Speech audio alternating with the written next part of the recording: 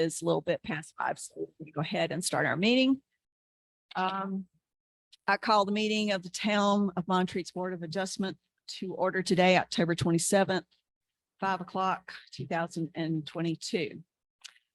And just we'll have a moment of silence first.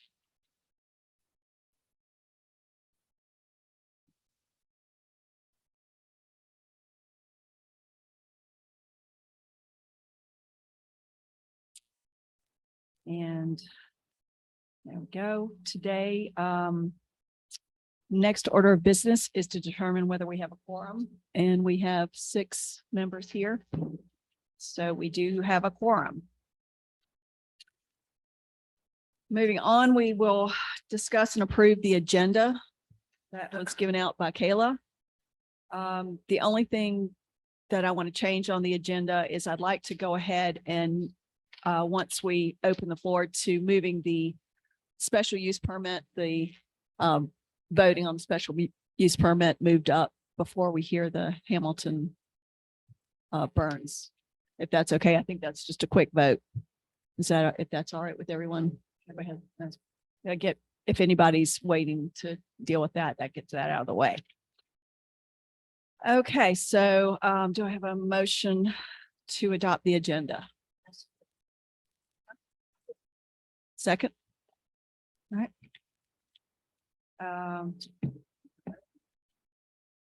Okay. Then the next order of business is to adopt them. Oh, do we have to vote? We do vote. Okay. To vote to adopt the agenda. All say in favor. Aye. Against. All right. Ayes have it. Next is to adopt the meeting minutes from 8/4/22 as drafted. So do I have a motion to adopt those minutes? Motion. Second. All in favor? All against?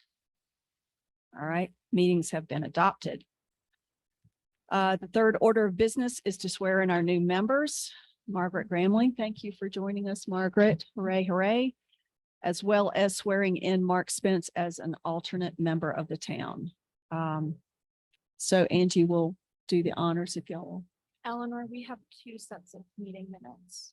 Oh, we did. Oh, I'm We sorry. do. 8/25. I did. that. Okay, so we want to adopt the meeting minutes of 8/25/22. Second. All in favor? All against? Motion carried. So now let's go to the swearing. Which, Margaret, you want to do them both together or?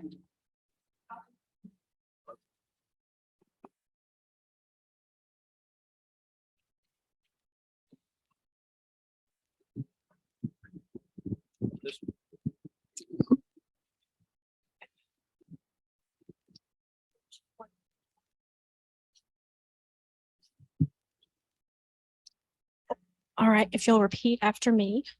I, Mark Spence and Mari Gramling, do solemnly swear or affirm that I will support and maintain the Constitution and laws of the United States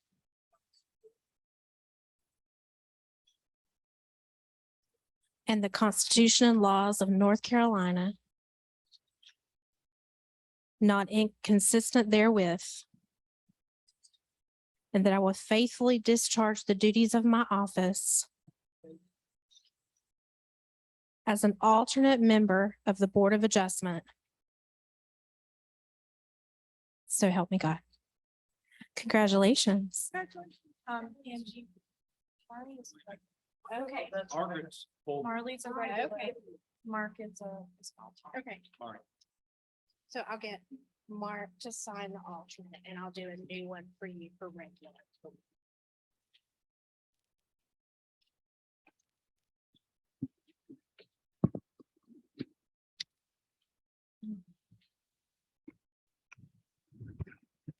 All right, do you need to do that right now? Or are you, okay, I'll do it. just right, okay.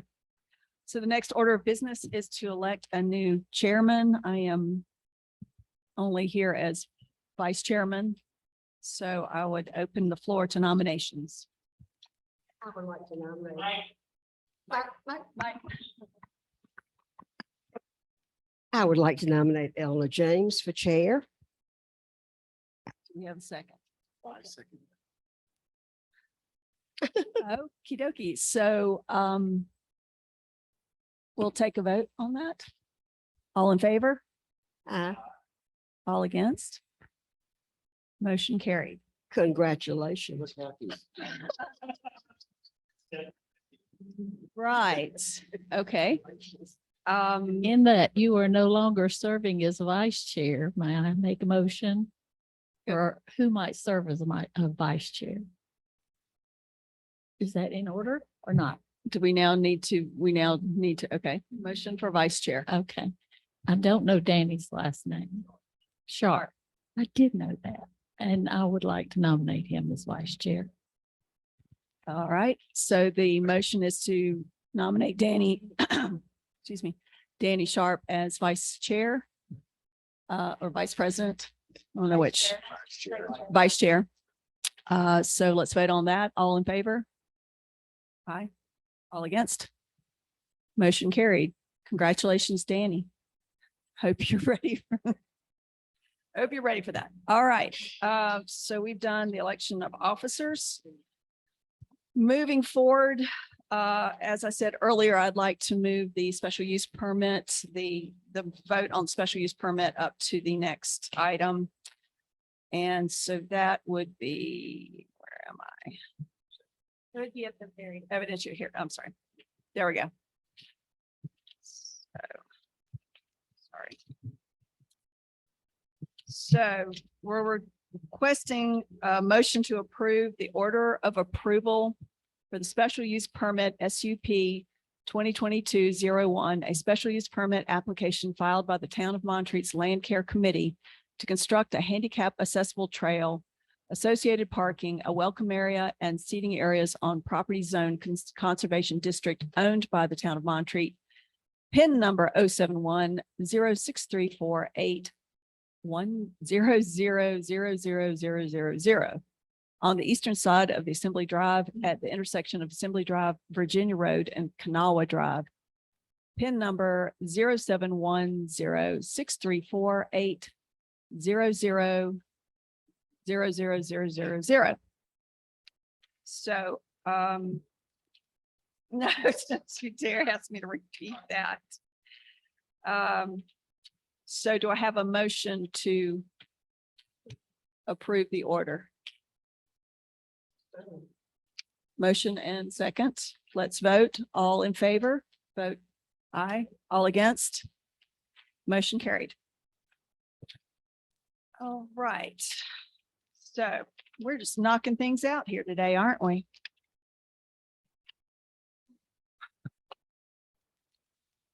Let's see. Sorry, I lost my page here, back here. All right, before I open the hearing for the Burns Hamilton discussion or variance for Mr. Burns, I'd like to give board members a chance to reveal possible conflicts and or to withdraw from the proceeding if necessary. Mike. Yeah.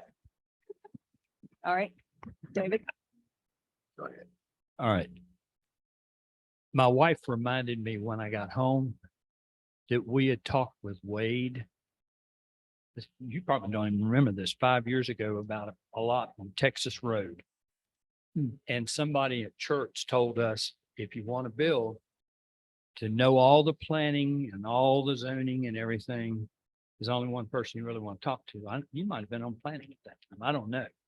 But anyway, so we called Mr. Burns and he met us at the lot and we walked the lot, and basically after conversing with him, we decided we would pass on the lot.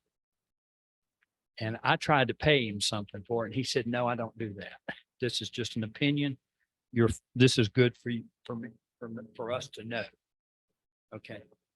I did give him a gift certificate for a meal down in Black Mountain. You probably don't even remember that. Yum, yum. Yeah. Anyway, And that's the extent of my disclosure. I don't think I can be unbiased because I haven't had any dealings with you professionally or otherwise, except for that one time. Wait a minute, you don't think you can be No, unbiased or you I do don't think think I have a conflict of of interest interest? Yes. to Okay. register with the board, but if I understand the rules, it's y'all's discretion on my behalf. Is that correct? Right. Okay. I don't think a conflict exists. I think it would be impossible not Prior knowledge, to talk to someone in Montreat at some point. and you should have got more than me. Mark's money bags. He can say that. I'm not. So does anybody on the board have a problem with David ruling on this? No, nobody has a problem? All right.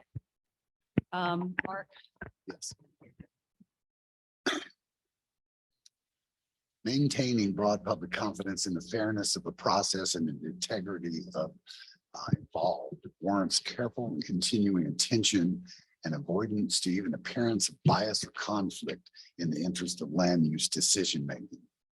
According to UNC School of Government, when quasi judicial decisions are involved, such as a permit, appeal, or variance, additional protections against bias and conflicts of interest on other than financial grounds have to be considered.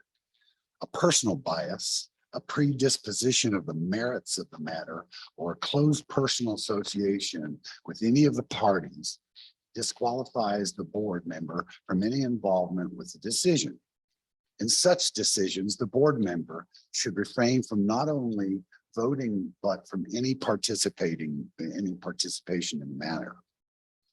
To protect the rights of all the parties involved and to maintain quasi-judicial integrity of this variance, I wish to recuse participation in this hearing based on my predisposition on the merits of the matter, so as not to influence other board members in their decision-making process.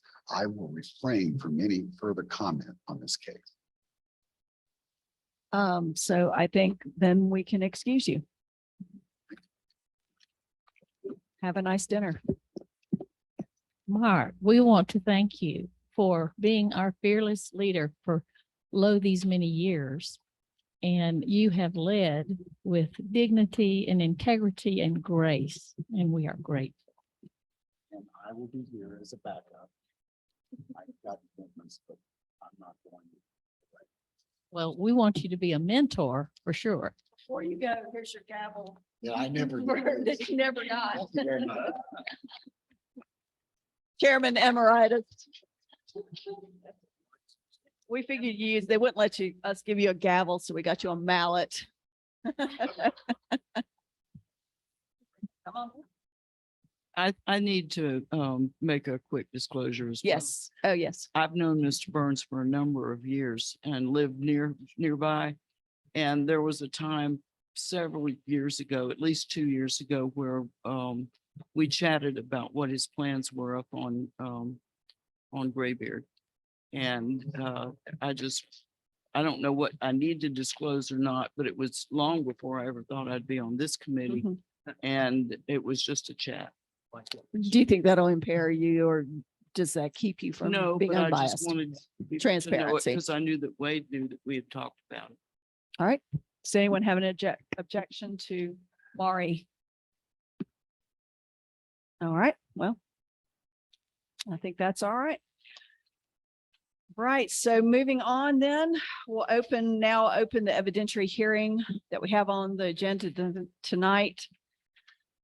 This matter is to consider variance 2022-01, a request by the property owner Wade and Susie Burns for a 15-foot variance to reduce the required front setback per section 503.5 of the Montreat zoning ordinance on the north side of the subject property adjacent to Foreman Siding Road to 15 feet and a 2-foot variance to reduce the required side setback for section 503.81 of the Montreat zoning ordinance on the western side of the subject property to 13 feet for the construction of a single-family dwelling on a property with frontage on Foreman Siding Road and Gilchrist Court, an unopened right-of-way, approximately 200 feet west of Graybird Trail, pin number 072-111-773-600000. So all people wishing to speak and testify in this case, please come forward and place your left hand on the Bible and raise your right hand.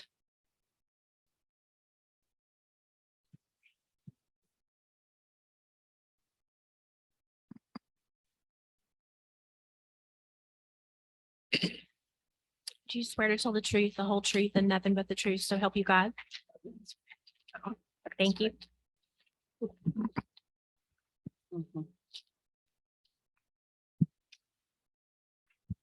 All right. So I now open the evidentiary hearing on this matter and ask first for the zoning administrator to testify.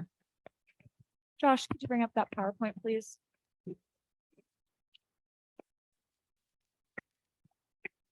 Thank you. All right. For the record. For the record, my name is Kayla DiChristina, and I am the zoning ordinance, zoning administrator for the town of Montreat. I enter into evidence my staff report with exhibits, this presentation, as well as the applicant's application package. In addition, the board was sent letters that I received from Wade Burns, who is the applicant, and James Hamilton regarding the case. You guys should have received digital copies of those and should have printed copies as well. I'll let the board decide whether they want to enter those two items into evidence. We can do that. Lisa. Board okay with that? Yes. Okay. All right. So VA 202201 is a variance request for a property between Foreman Siding Road and Gilchrist Court, approximately 200 feet west of Graybeard Trail. Next slide, please. I'm going to start by giving a brief overview of the property. As I said, the property has frontage on Foreman Siding Road and Gilchrist Court, which is an unopened right-of-way. It's approximately 200 feet west of Graybeard Trail, and it is unaddressed. Wade and Susie Burns are the owners as well as the applicants of this variance request. The lot is 0.26 acres. It's currently zoned R3 residential and is vacant with a proposed single-family dwelling. Just to quickly talk about what's surrounding it, to the north is Foreman Siding Road with property zoned R3 residential containing single-family dwellings beyond. To the south is Gilchrist Court, which is an unopened right-of-way with property zoned R3 containing single-family dwellings beyond. To the east is property zoned R3 with a single-family dwelling, and to the west is vacant property zoned R3. Next slide, please. This is an aerial of the subject property outlined in blue. Next slide, please. Okay. So this image shows the zoning of the adjacent properties with the subject property outlined in blue. Generally, the subject property is surrounded by existing residential areas with woodland beyond. The subject property is also within the extraterritorial jurisdiction of the town of Montreat. Next slide, please. This variance application was submitted by Wade and Susie Burns, who are the property owners. There are two variance requests that are a part of this application. So the first is a variance of 15 feet to reduce the front setback requirement listed in section 503.5 of the Montreat zoning ordinance on the subject property adjacent to Foreman Siding Road from 30 feet to 15 feet to accommodate porch steps. I note that section 503 includes two sections, 503.5. The first is minimum lot width and the second is minimum front yard. For purposes of this presentation and all staff material, references to section 503.5 will mean the second section 503.5 minimum front yard. So it just appears there was a misnumbering. The second variance request that's a part of this application is a variance of 2 feet to reduce the side setback requirement listed in section 503.81 of the Montreat zoning ordinance on the western side of the subject property from 15 feet to 13 feet to accommodate a chimney. Next slide, please. So I'm going to go through the staff findings. So the use proposed on the subject property, which is a single family dwelling, is allowed by right in the R3 zoning district. The subject property has frontage on Foreman Siding Road to the north and Gilchrist Court to the south. Foreman Siding Road is an open and constructed 30-foot right-of-way, and Gilchrist Court is a 30-foot platted but unopened right-of-way to the south. The dwelling is proposed to be accessed via a driveway off Foreman Siding Road. The applicants propose to tap into the town of Montreat water line on Foreman Siding Road and propose to construct a septic system on the south side of the subject property. The approved septic permit from Buncombe County Environmental Health is Exhibit D of the staff report. Next slide, please. This is an excerpt of the survey of the property. It shows the location of the subject property with Foreman Siding Road to the north and Gilchrist Court to the south. Next slide, please. So as previously stated, the first variance requested under this application is to the front setback requirement from Foreman Siding Road. The standard front setback in the R3 zoning district per section 505.3 of the Montreat zoning ordinance is 30 feet from the right of way. On March 11th, 2022, the previous zoning administrator issued the applicants a certificate of zoning compliance. When this approval was issued, the previous zoning administrator applied section 609 of the Montreat zoning ordinance, an excerpt of which has been provided for the board, and determined that the front setback from Foreman Siding Road on the subject property was 15 feet. Following an inquiry, staff reviewed the approved certificate of zoning compliance and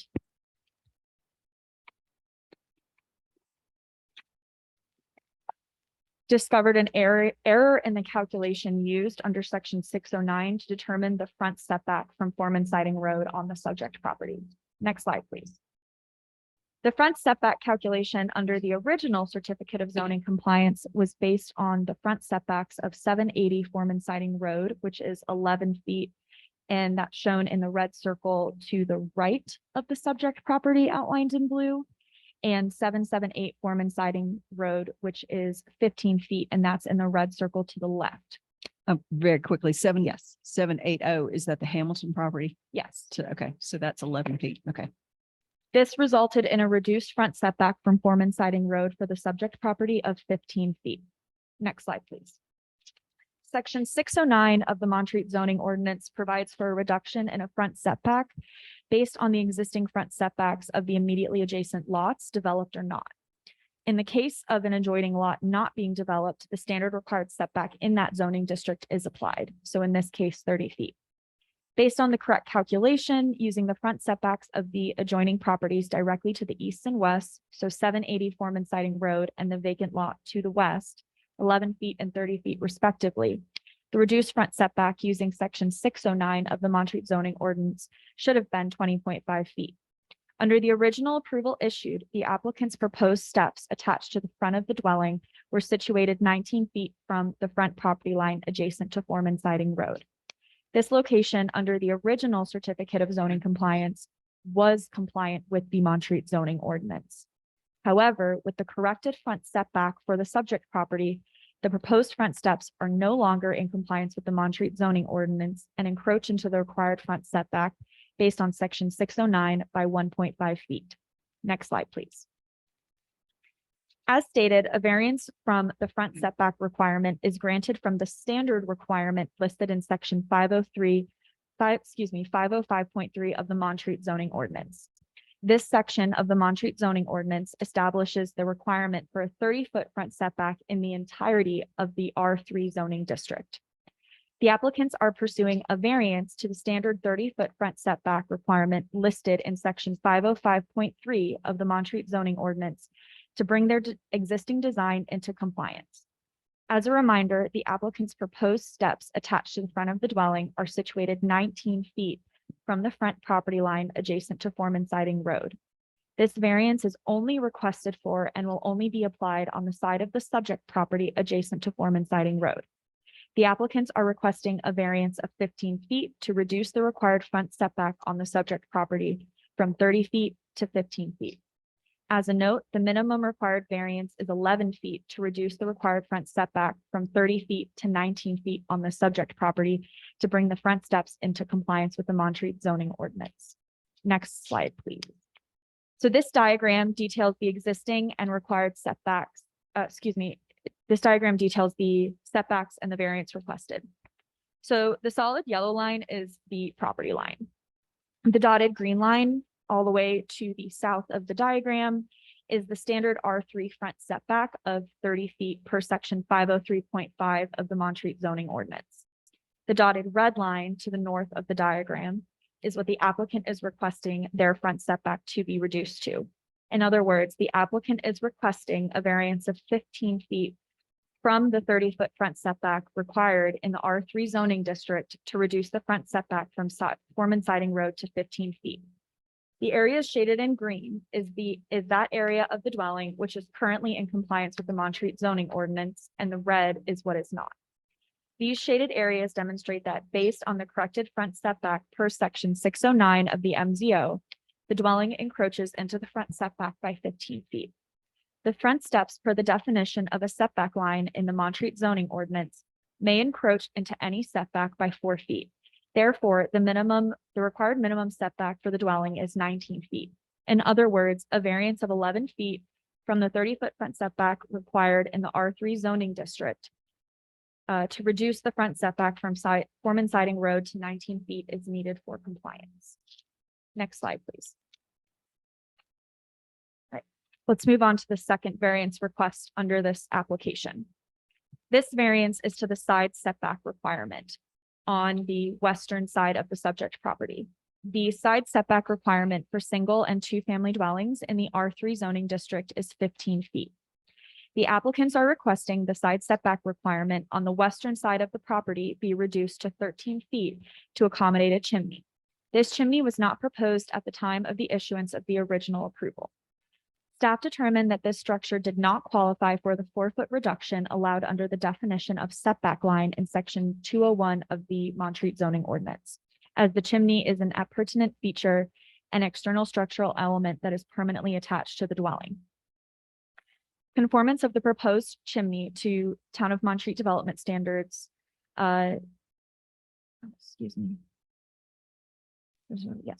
got a little lost.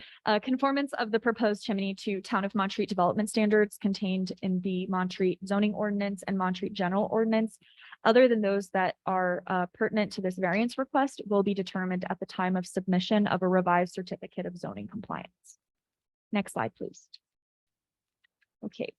So this diagram details the existing and required setbacks and the variance requested on the western side of the subject property.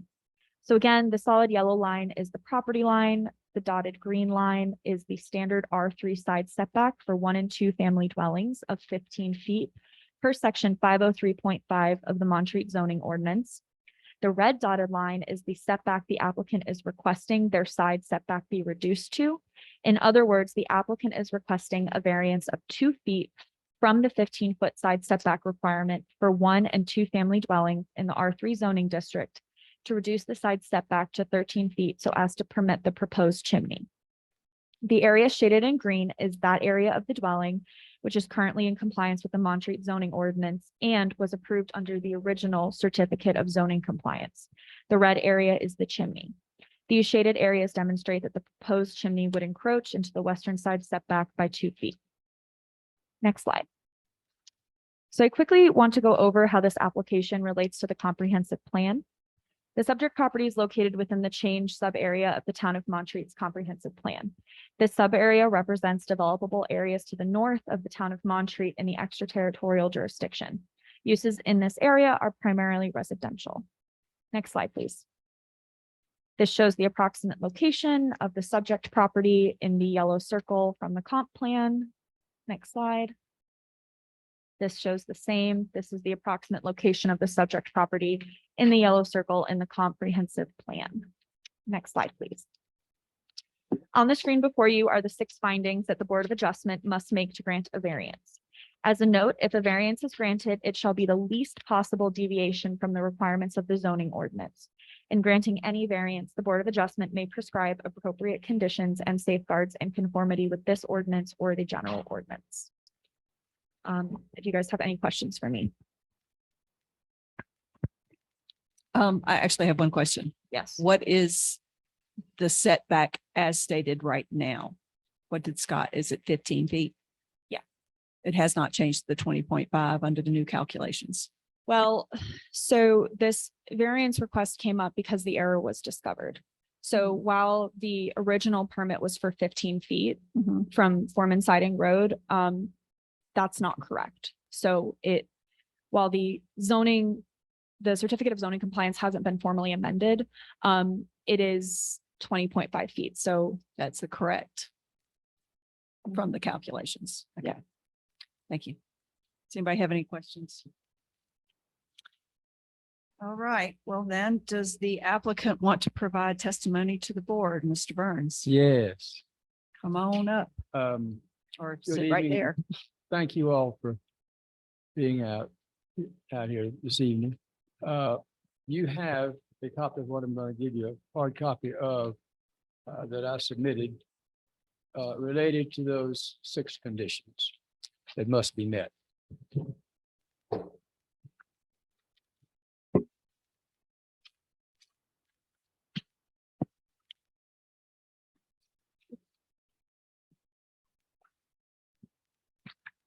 Just a second.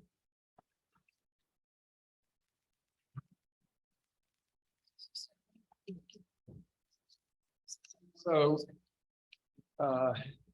I have. Yes, This one here. This is the same one that we have in our packet. yes, it's unchanged, but I get lost in on the line stuff. And I want to make sure everybody had something that was old school, a hard copy of what's in your packet. So the 6 conditions are required, and you'd learn that in your, tutoring to be on the Board of Adjustment. Historically, very often, if you have a request and the board feels like the request is a reasonable request and there are no objections, quite often the Board of Adjustment has approved those. But in this case, there is an objection by the party that challenged the front yard setback and that triggered this. And so what we have done is we have put together the facts related to and necessary to receive a variance, the conditions that meet these 6 circumstances. And one of those is that this is the least variance required to address the unnecessary hardship. Well, that being the case, remember that you were just told you have the right to place conditions. If you make approval, you can place conditions on those. So we upfront ask for that our front yard setback is conditioned on merely being able to put the steps that were approved on original. Could you repeat that, please? I didn't quite hear it. Our front yard setback request is to conditionally reduce the setback only to allow the steps as they were designed originally and as they were approved originally. Because we put a lot of time in the design and we feel like that is a reasonable request, and we'll get to the hardships that push that in a minute. The second is for the side yard setback for the chimney. And so you saw from Kayla's drawing that that'd be a whole lot of land that we'd have access to if we reduce the setback from 15 to 13 feet. We're asking that only the setback be reduced to 13 feet, but only for the chimney, period. That's it. So that in both cases, those are the minimum requests necessary for us to do what it is that we're trying to do. Let me stop you there just for one moment because I have a question for Kayla regarding that and any future calculations for buildings. Would you use the 15-foot setback, or if he's saying we just want to carve out that space for the steps, but leave the original setback at 20.5? Is that kind of, because that's gonna determine future buildings if you used to calculate.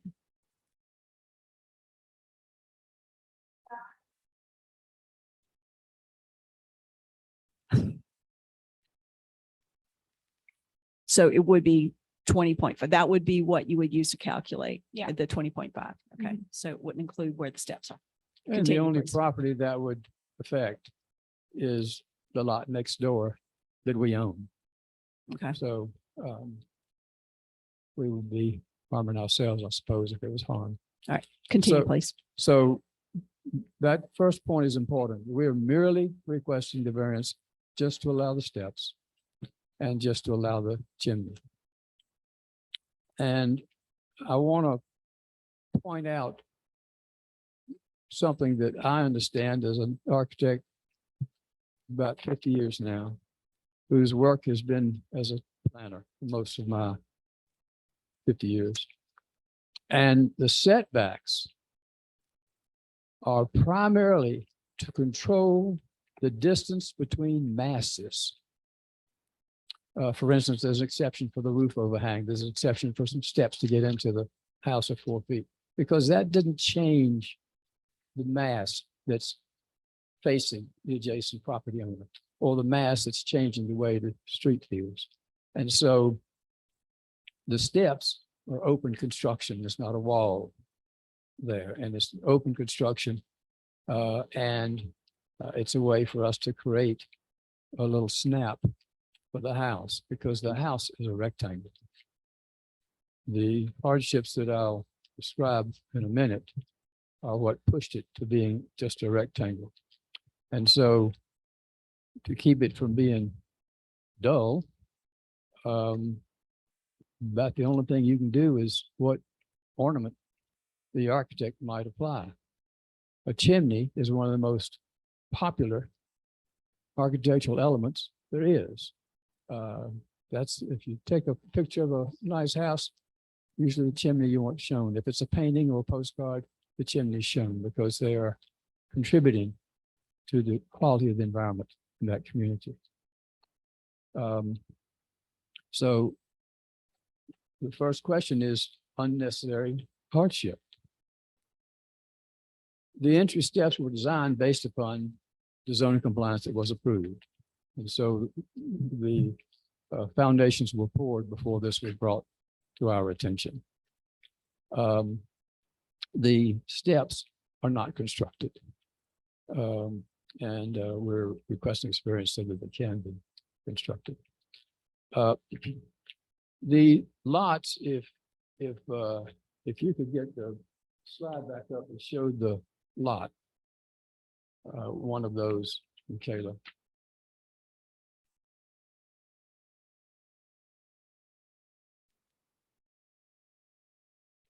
So that's our lot, and the double lot to the right is the home of James and Christina Hamilton, that we sold to them in 2009. And our lot that we're building on is one of 3 lots that we own there that are buildable lots. I'm going to walk up and just point to those on the screen.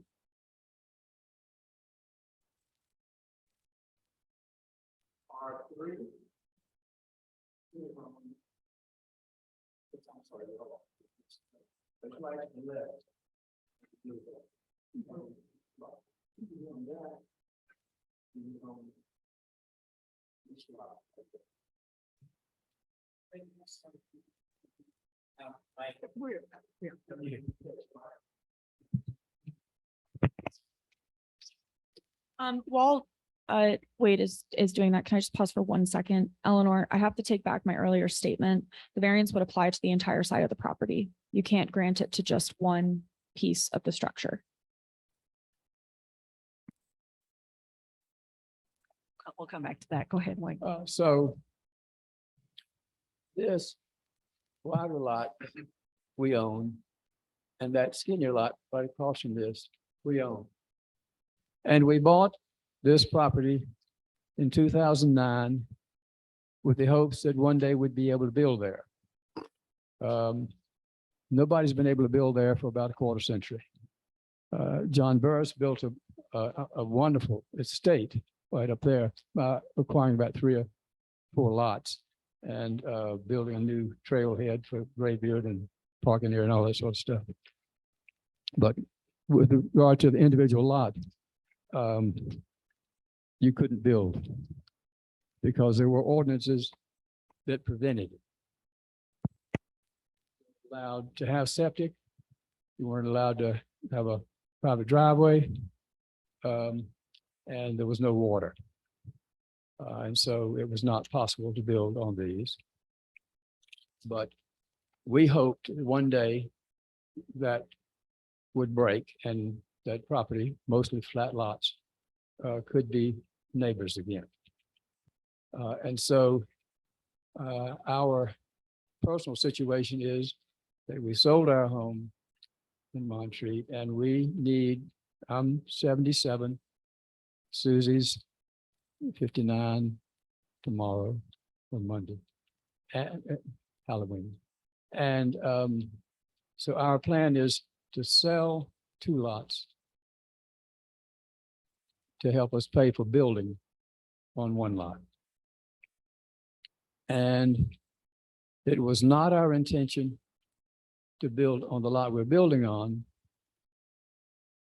We wanted to sell that lot to Mr. and Ms. Hamilton because it meant a lot to them. It was part of the property his grandfather owned when he built the house in 1908. And so we worked to try and sell that property to the Hamiltons. And we hit a conflict in that his position understandably was that he did not think a house could be built on that lot. And therefore, he did not need to pay us much for it. Our position was that we felt like we could build on that lot and that it would be worth what we were asking. We got a communication from Mr. Hamilton that if we were considering selling that lot, we should let the person know to expect a legal challenge. That meant our financial plan would be upset. We would not be able to sell 2 to help us pay for 1. And so we made the decision that we would have to take that risk ourselves. And so we designed the house to fit on that site. This takes us to the hardship requirement. You have to have hardship to justify why we would get a variance, why everybody wouldn't get the same variance. That blue line you see running through our lot is known as an ephemeral stream. It is the same in some ways as the ditch right there that car drove past. It is rainwater only. It is very important that when it rains, the water can go somewhere that is controlled as much as possible. And so that is an ephemeral stream that is very important to our environment because when rain comes, then the rainwater goes down that stream. It's dry, been dry for several months now. But when rainwater comes down, then that is a stream. When we have a hurricane, it's a big stream. And so there's no limit on setback or anything from an ephemeral stream, just like the same thing with that ditch. But it cuts off the northeast corner of our property. So the south setback is 30 feet. But to have a septic system, the county, the North Carolina Department of Health,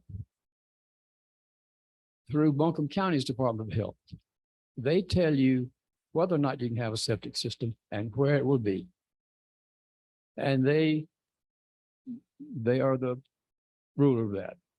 And the county official who determined the septic system that would work here was 20 years with the North Carolina Department of Environmental and Natural Resources, retired, and then about another 10, 12 years with Buncombe County as a septic. So about as knowledgeable as can be. And so he personally designed and said where that would have to be. Well, where that had to be was the nicest spot on the site that we wanted to build on.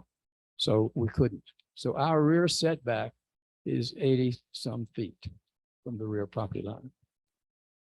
And so we're squeezed. That is a small lot.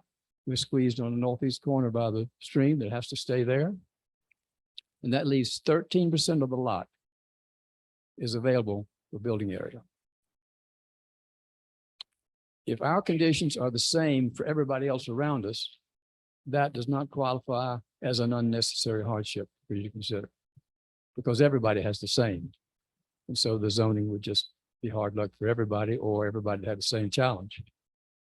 But because these are unique to that lot, then that qualifies us to meet the unnecessary hardship portion. That first number, 31042A.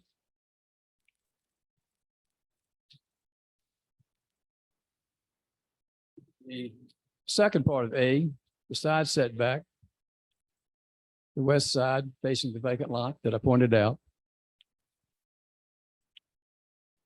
We were forced to fit our entire house into this rectangle.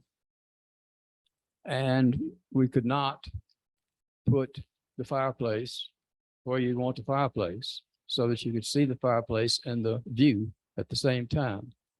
In our original drawings, to be able to prove that the lot was buildable, we put the fireplace behind us. So we have to turn around, turn around, look at the view. And so when this variance became necessary, then to keep the home fires proper, we needed to see if we couldn't get the fireplace where it suited the chairman of the board of directors of our household, who's not here tonight, because she wasn't comfortable being here. And so we've applied for the chimney. And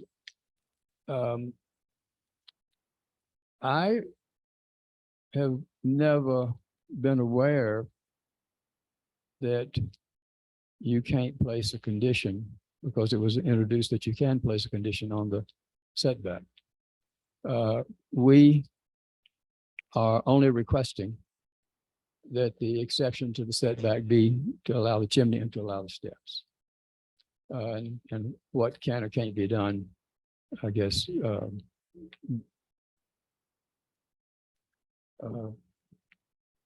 surprised me that you can't impose conditions. You approve it. You'll recall that there was a lot of conversation on the original thing about conditions and so forth. So, but nonetheless, we meet the requirements for unnecessary hardship.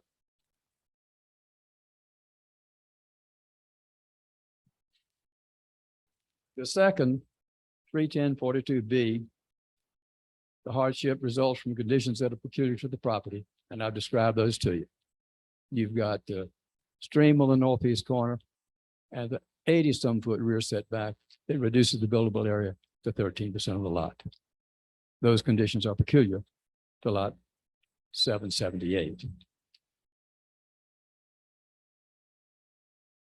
310.42C The hardship did not result from actions taken by the property owner.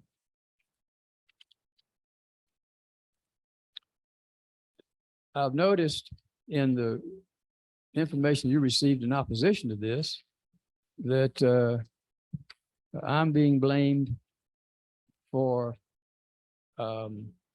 designing the steps, and I should have known better.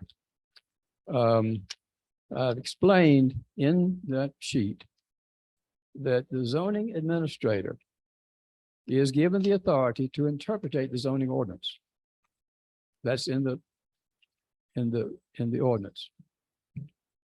And if she's or he is wrong, then that's where the Board of Adjustment comes in.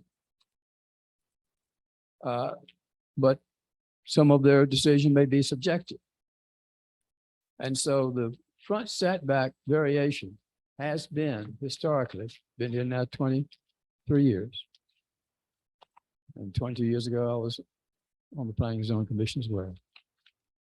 That where you have a front yard setback and the neighboring houses aren't at 30 feet, that the rule was put in place that you can average those. And what's been pointed out today, you can only take the two lots next door.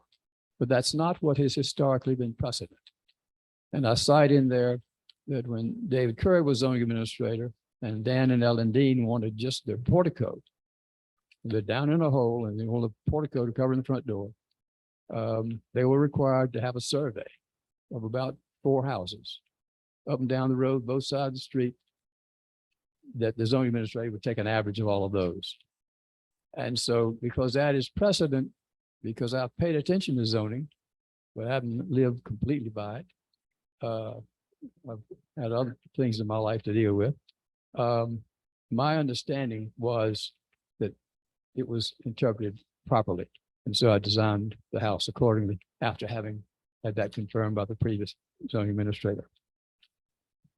In other words, it would be quite a stretch to say that I created the hardship. I did not create the hardship.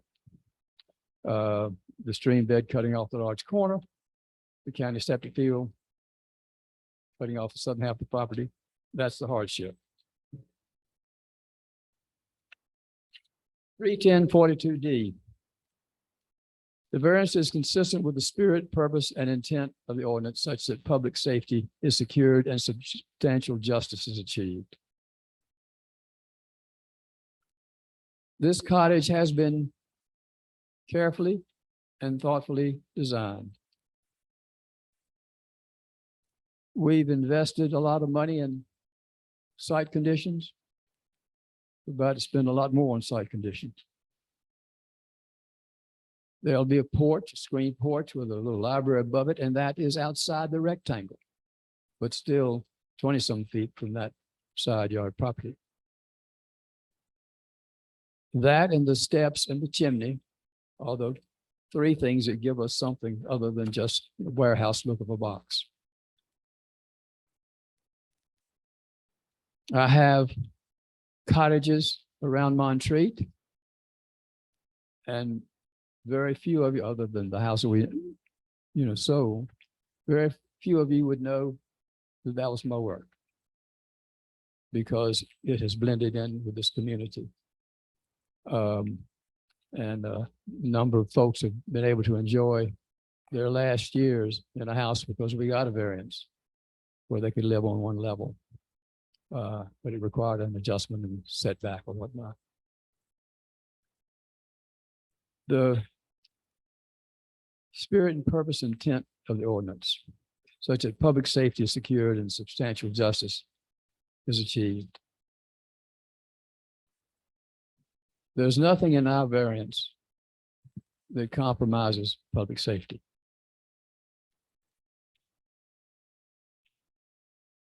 The purposes of our ordinances are that there is some definition of control. And most of the time, in flat lands, you have setbacks and all the houses are the same setback in the streets and the driveways and the garages, and they never even know their neighbors. But Montreat, everything's curved, curling, up and down, And houses are not only less than 30 feet from the street all over, or property line all over town. Sometimes the house is in the road. Like Louisiana and Virginia, that used to be the road underneath that house. And some other, and the house just a little further up West Virginia, this little log cabin near your home. I think Is it in the road? I think it's as close to the road It's as, over a stream. I know that. as you can get, but it doesn't hurt us. The Montreat is a wonderful collection of cottages and landscape that repairs itself. Weeds or ferns and mountain laurels and so forth. We're so fortunate. So to have a set of steps that faces a lot we own, and the other lots on the other side to the west belong to MRA, and they presently are not buildable because there is a stream determination that restricts that. And the lot next door belongs to us and Mr. Hamilton and Christina on the one lot on the other side of us. For them to even see the chimney, they would have to leave their property and come to the other side of our house to see the chimney, unless they were close to the, top of the roof of their house. Bottom line is, this is a reasonable design in a very restricted site. And it will not be a clumsy, unattractive piece of architecture. And I think I've been able to demonstrate my ability for people to be comfortable that the house will not be harmful to the spirit, purpose, or intent of our ordinances.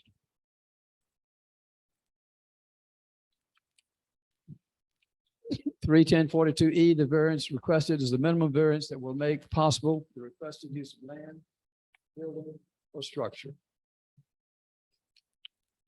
The two exhibits that the zoning administrator showed you showed that there's just a chimney on the side yard, period. It doesn't even go past the gutter line that's allowed. And the steps as were originally planned in the front yard.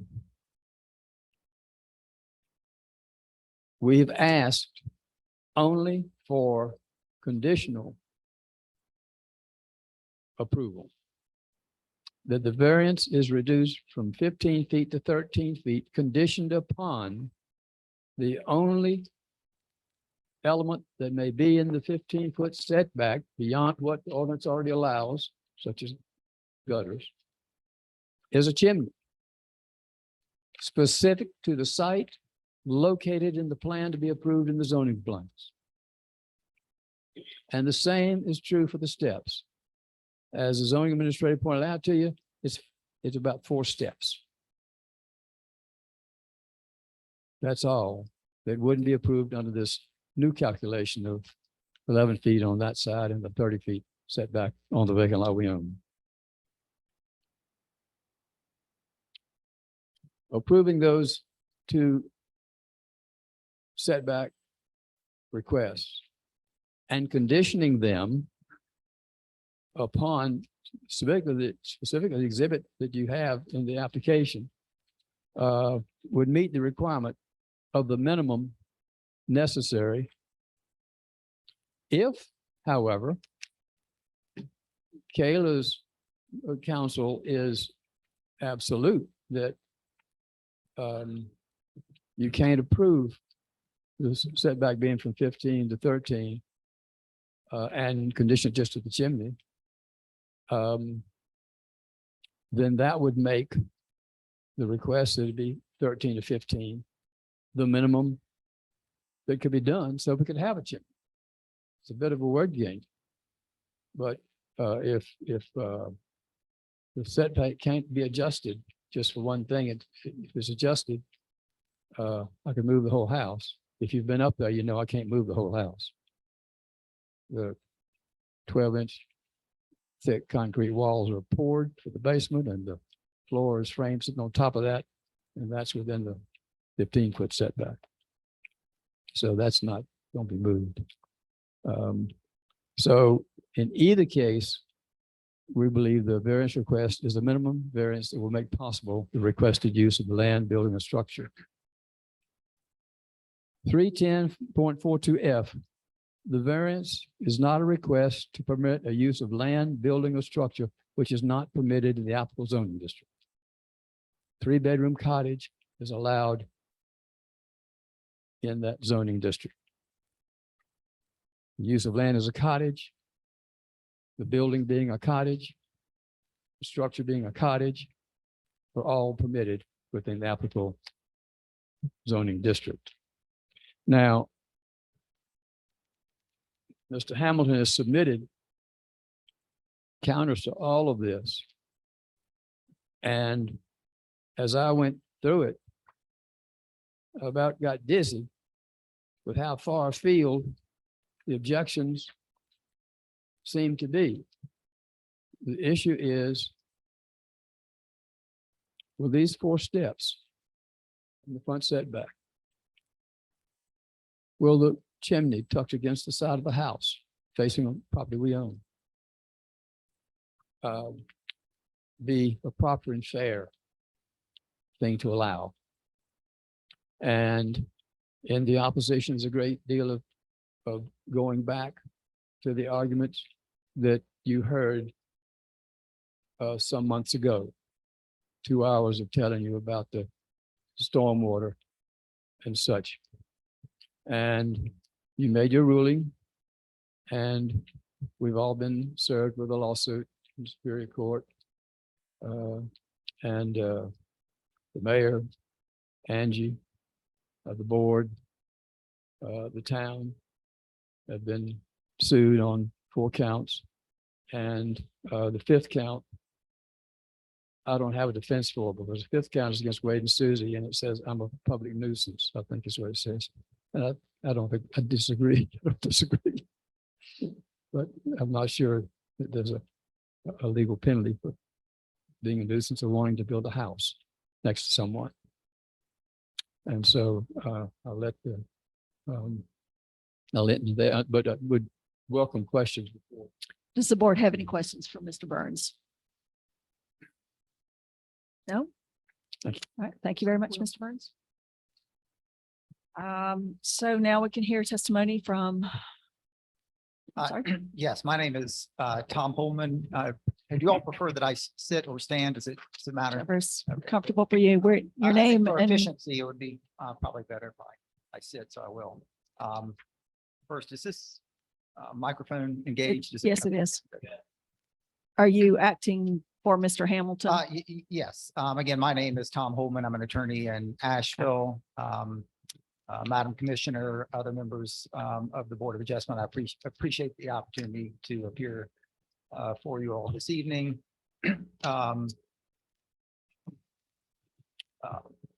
Mr. Hamilton and Christina, they would have been here if they can't. If they could, they cannot, and so I'm appearing for them. Let me start by saying there's not a personal component to this from the Hamilton's standpoint. I feel strongly, yes, they feel strongly about the position that we're taking about other proceedings I think have appeared before this board, but it relates solely to their concerns about the development of that property in a way that enhances problems with stormwater runoff associated with this stream, and that's the basis for, that's where their concerns begin and end.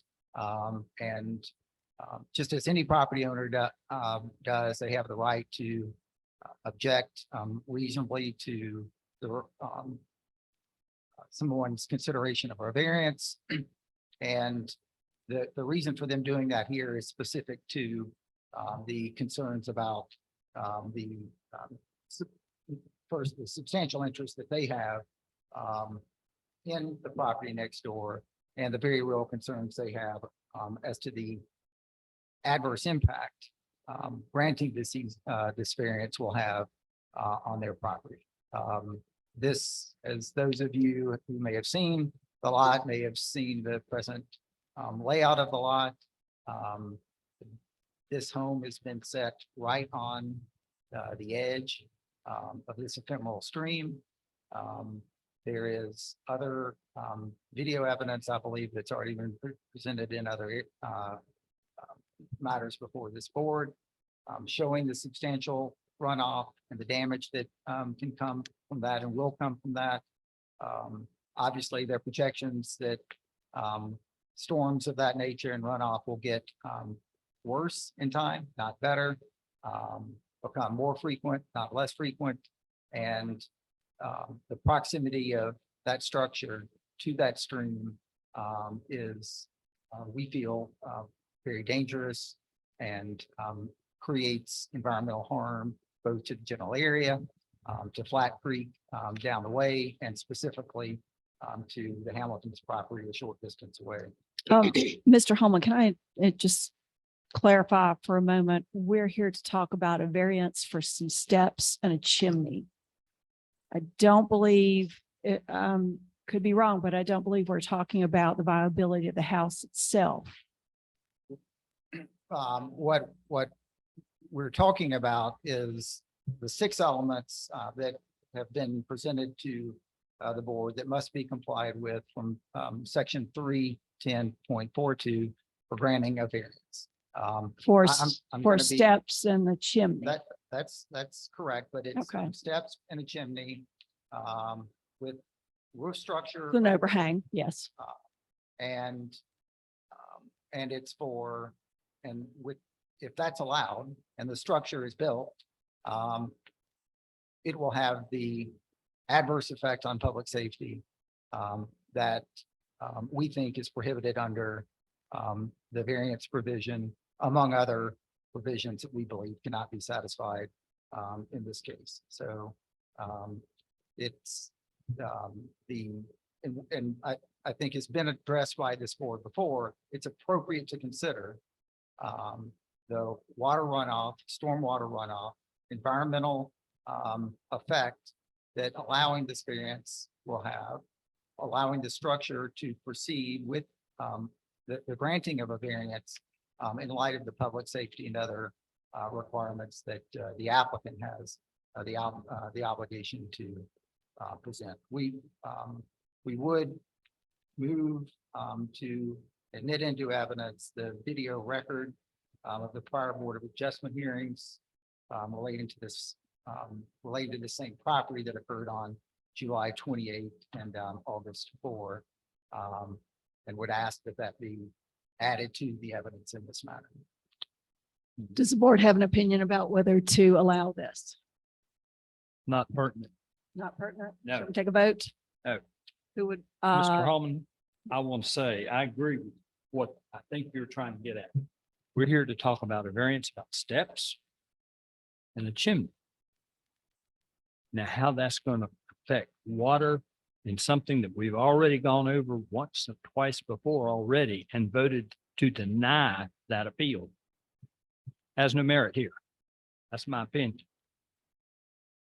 should we take a vote on whether to allow the video? All in favor to allow the video, say aye. All against, say nay. Nay. Motion is denied. Please continue, Mr. Holman.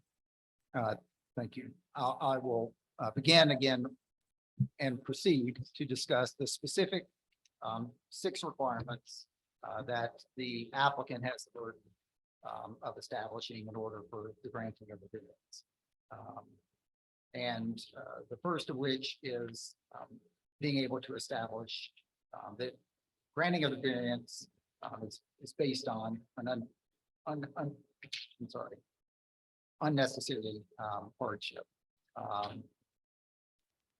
The ordinance requires in part, again, provision A, unnecessary hardship will result from the strict application of the ordinance.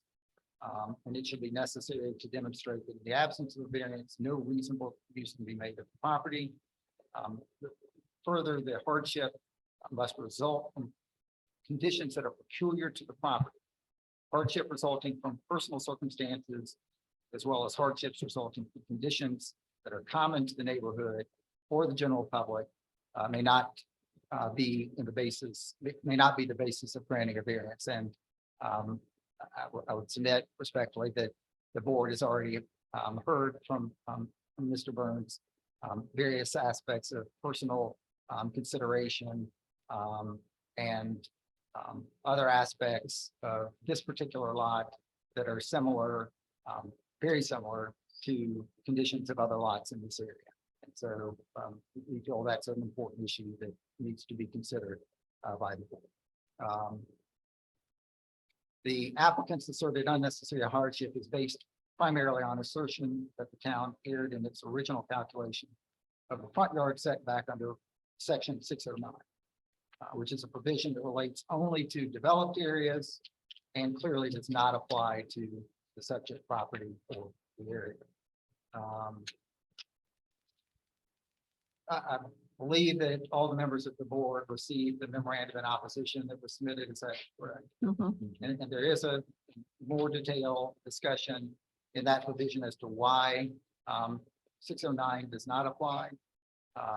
But specifically, it doesn't apply because it requires that the lot be in a developed area. This is not a developed area. Also, it requires improvements on both sides for calculation of the required setback.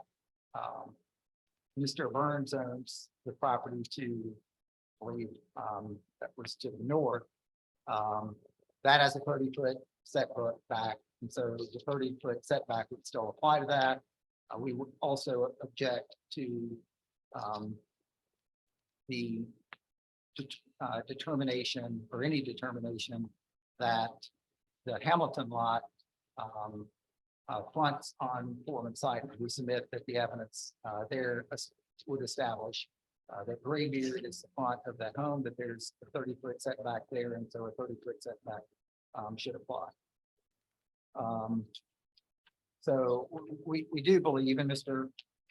Burns touched on this, that blaming the town for wrongly applying 609 is not fair, in that the staff findings in this matter clearly provide that the applicants designed their plans under 609, and that the applicant went on in as part of the submittal, its permitting requirement in this matter, certified that they have complied with the applicable zoning provisions.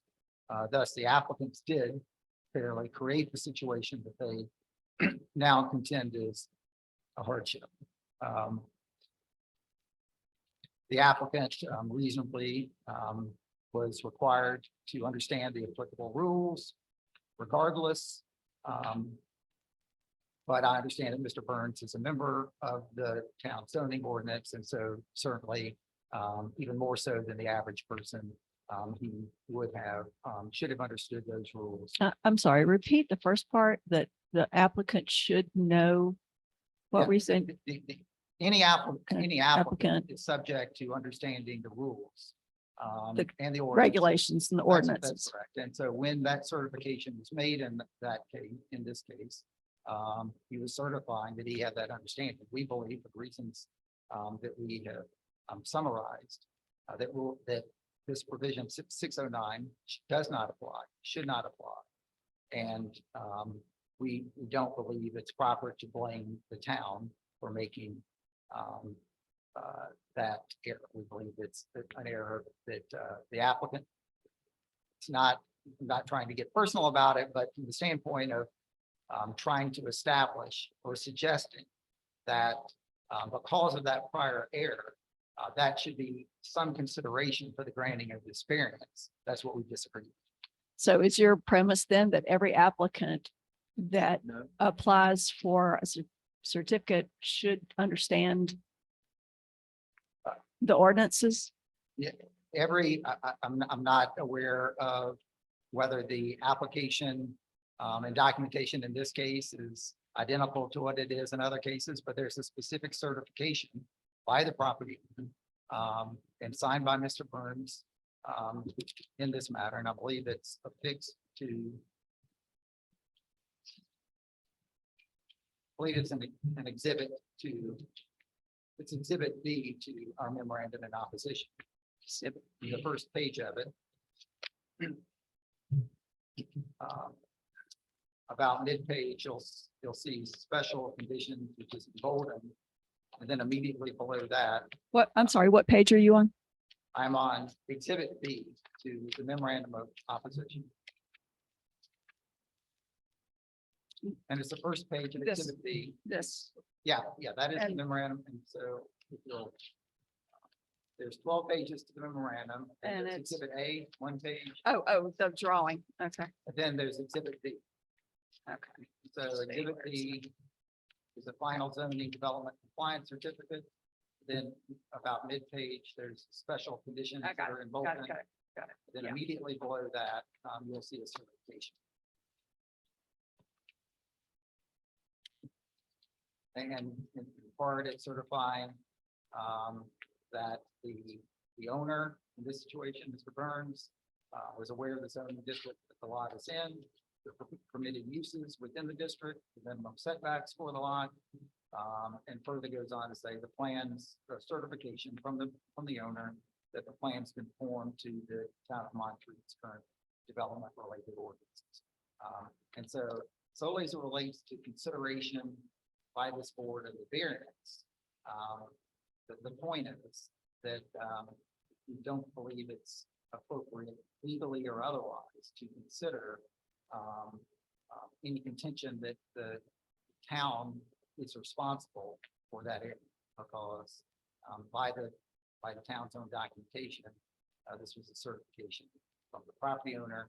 It is also a certification from the property owner with unique knowledge and experience of these ordinances. So that is the point of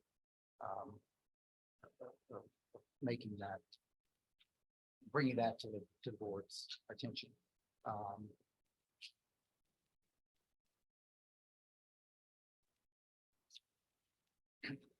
And again, regardless who is responsible for the error, the ordinance is clear that this error cannot be the basis for a hardship claim under the ordinance.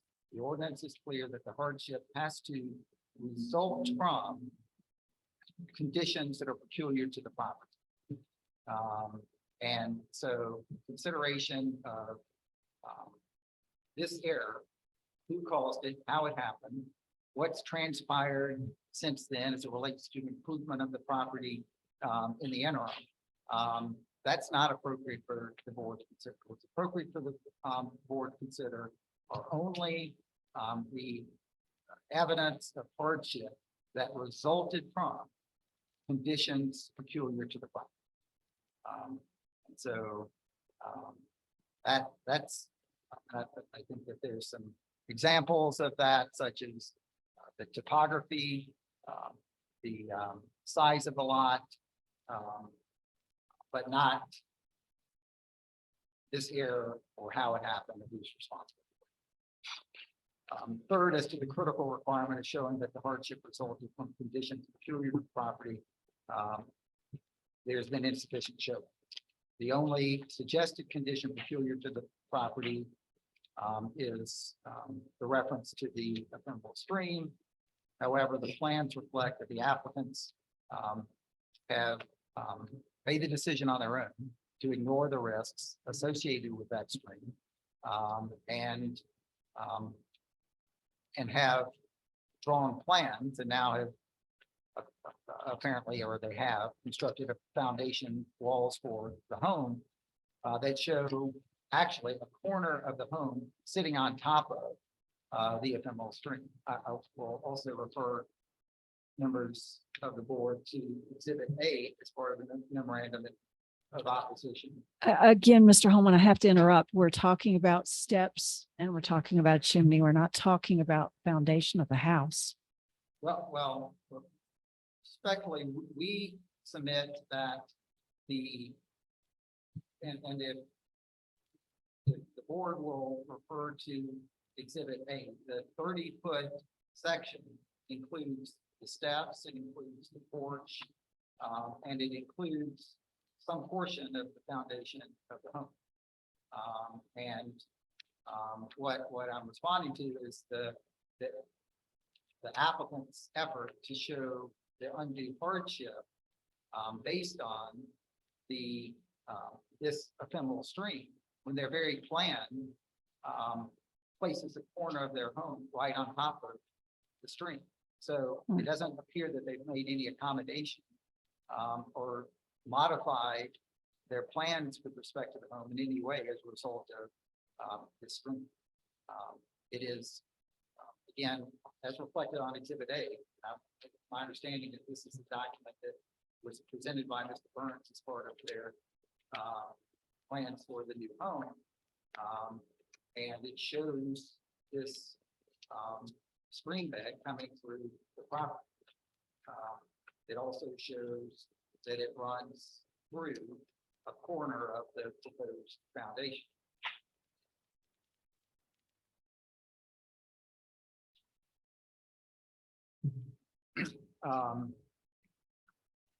The variance ordinance provides that conditions that are common to the neighborhood may not be considered, may not be the basis for granting a variance. Here, there are a number of references in the variance application, again, to the size of the property. However, a map of, and we, Mr. Burns asked that it be pulled up just a few minutes ago. And as you may recall, the map of the area shows a substantial number of the lots in that area. It appears half or so are a similar size lots. So again, for it to be considered appropriate to consider it as part of a variance, it has to be shown that it is peculiar. It's a condition peculiar to this product, and it's not peculiar to the property, but also other lots of similar condition.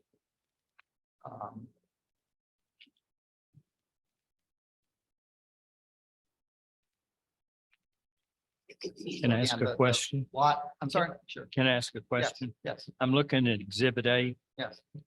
That is the foundation, concrete foundation. You have this also.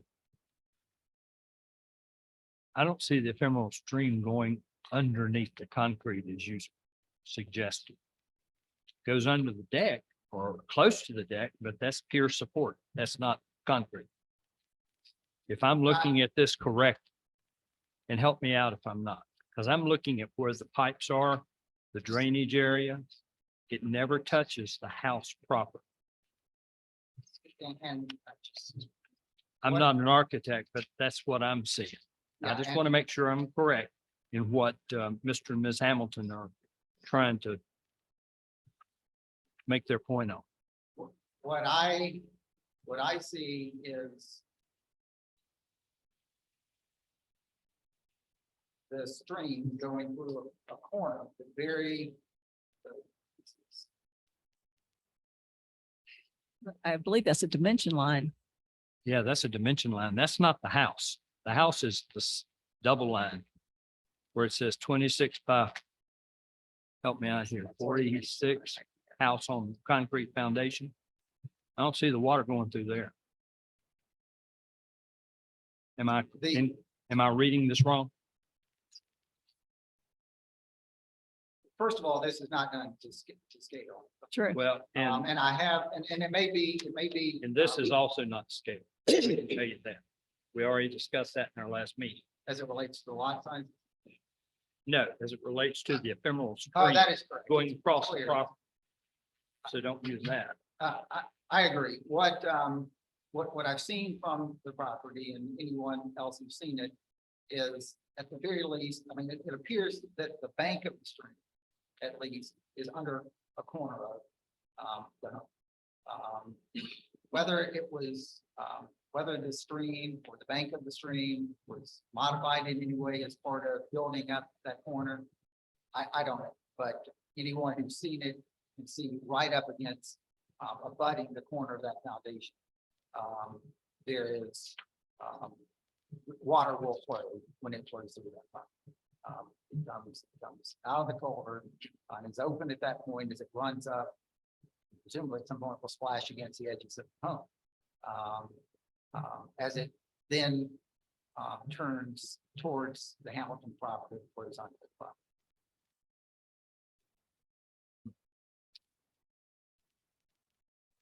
As to the, again, as to the critical requirement of showing that the hardship resulted from conditions peculiar to the property, there's been insufficient showing. Only suggested condition peculiar to the applicant property as referenced to East Hamilton Stream. It certainly doesn't look like from this drawing, certainly from seeing it on site, that there was any adjustment at all for as a result of the stream. The variance ordinance provides the conditions that are common to the neighborhood may not be the basis for granting a variance. Here, there are a number of references to the variance application. I'm sorry, in the variance application, the size of the property.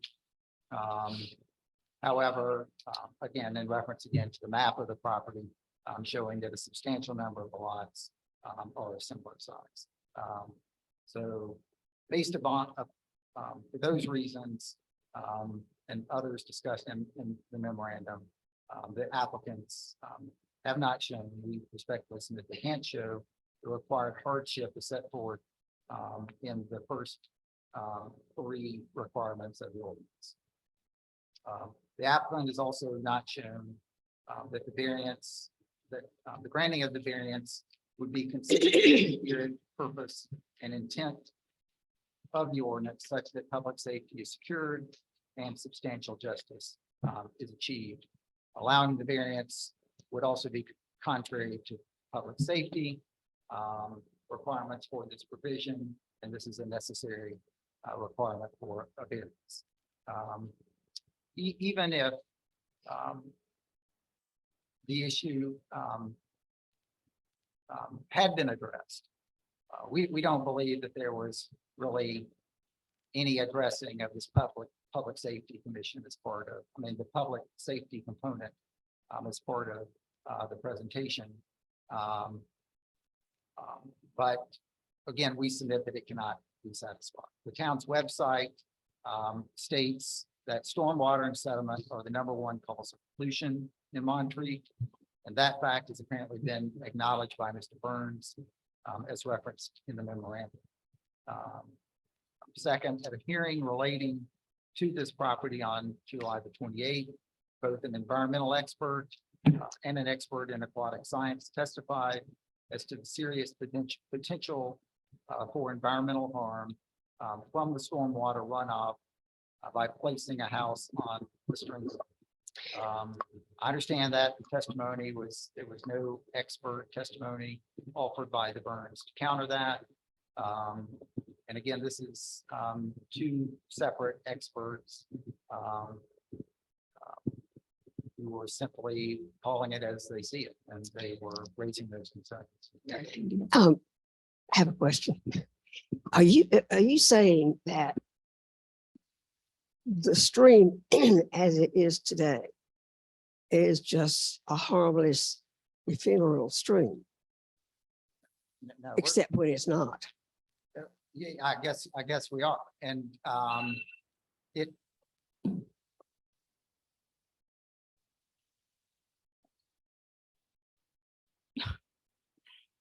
It was her. Okay. It wasn't your phone. Everybody back, sorry. The town commissioner. So, But- okay, so it's an ephemeral stream right now today, but it can not be ephemeral and it can be very dangerous. Absolutely, and Is that what you're saying? That's absolutely the case, and history has shown, video has shown, photographs have shown that in fact, that area, that specific area, has had dangerous amounts of water in it, runoff in it. And that is going to be exacerbated to some extent by this structure, by this porch there, by this overhang. By the there. porch and the steps, By- not the house, but the porch and the steps. Mhm. What we're dealing with is the porch and the steps. It is, but, and first of all, even with respect to the porch and the steps, there's overhang there, or water will be coming off it. Their storm water will be flowing into that corner. And, you know, as to what is the degree of, the danger associated, with that, I think we'll learn that now, or we'll learn it later, but we've had two experts who've addressed it, raised, as I understand it, serious concerns about it, as reflected in the evidence that we asked for this board to consider as part of the public safety component of this. And we feel that it's a real concern, and the experts apparently felt it was a real concern. And it will, water will flow through that. Water will, presumably has overflowed that bank before. It's now been modified to some extent. But there's every reason to believe it will overflow it in the future. And the location of that property there is going to exacerbate. The granting of this variance will exacerbate it. So that stream could, in effect, affect public safety and Absolutely. the creek and Flat Creek and Lake Susan. Martha, Do you feel like you can serve as an expert witness on that? I'm Okay, not an expert witness. I'm not purporting to be. What I'm reporting to do is recount and summarize testimony that I believe has already been submitted. by and several rejected by this board. Yeah. And Okay. I'm respectful of Yeah. that, and and we've noted that. So, not to hurry you along, or if you're near winding up, that'd be great. If not, I know we need to take a break. So how much more do you need? 10 minutes? Sorry. Is that okay? Can we make it? Okay, let's keep going.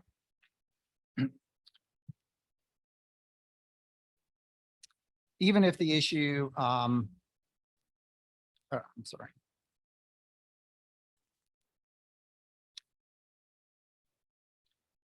At a hearing, again, referencing again the July 28 hearing, both of the environmental experts and the expert in aquatic science testified as to the serious potential for environmental harm from that stormwater runoff. In fact, that is what is proposed, we believe, in the applicant's plans, and with extreme rain events predicted to become more frequent in the future, that the safety risks are even greater. Understandably, the very close proximity of the Hamilton's home, and with the stream bed and everything flowing through it, coming onto their property, the environmental and safety issues make the concern particularly real to them. Again, the Burns had no environmental expert to contradict that evidence. The existence and location of the ephemeral stream will increase the risk of environmental harm to the Hamilton's property. Likely the applicant property as well, due to the increased water runoff created and placing the home in that proximity to the stream. Finally, for the reasons discussed, granting the variance would not achieve substantial justice. We submit the evidence raises substantial concerns about the placement of the home on top of the stream bank, and the harm it will cause and contribute relating to the stream bed. Allowing the variance will exacerbate these water runoff issues. The next requirement is the applicant's obligation of showing that the granting of the variance is the minimum variance that will make possible the requested use of the property. Again, this is not a minor variance. It's a 15-foot variance requested. The applicant has also failed to satisfy the requirements that the requested variance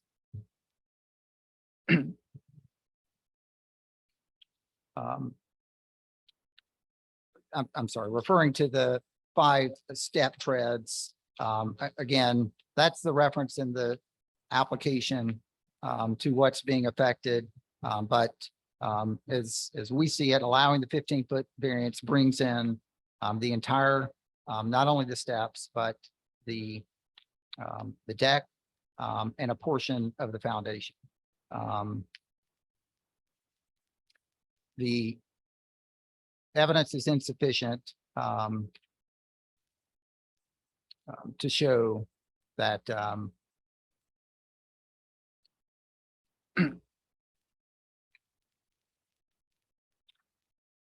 I'm sorry, they were not other options that could have placed the home within the required front variance. Again, there's been evidence of some things, but what has not been presented, we submit, is evidence that there were other options, less that would have less of an impact on this property than that were considered and that were not able to be done for some reason. That was, again, the obligation of the applicant to show that the minimum variance that what is being allowed is the minimum variance that will allow or make possible the requested use of land. There's Weed Smith, there's not evidence before this board that the home could not have been shifted back somewhat towards the back of the property, could not have been reduced in size somewhat to allow. Again, we're not speaking of the house or speaking of the steps and the of the deck. We are, but the only reason we're speaking to about the steps is because the home has been placed where it was. And in order for the variance to be appropriate among the other requirements is the showing that that granting it allows the minimum amount of disruption that was needed. And what we're contending is there's evidence. I mean, certainly the home could have been made smaller. We're not aware of any evidence that's been presented that the home could not have been shifted back somewhat. Had either of those things been done, no variance would have been requested. No variance would have been needed. No variance would have been justified. So the position is there's not sufficient showing, which is the applicant's burden of showing that what they're requesting the variance is the minimum that was necessary. Any of those things could have been considered that would have made it not necessary.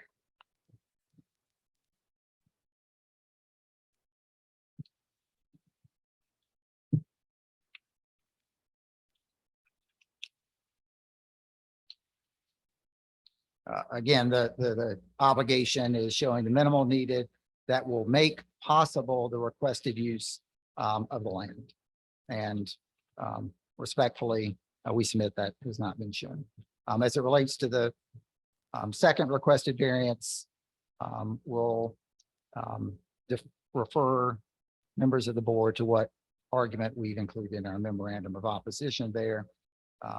We submit, again, that based on the evidence before the board, for the reasons stated in the memorandum of opposition, that the applicants have failed to prove each of the required elements for the variance and that the variance is due to be denied. Happy to address any other questions that members of the board may have. Does the board have any questions for Mr. Holland? Let's take a 10-minute break. 5-minute, okay, 5-minute break. We'll come back. Yeah.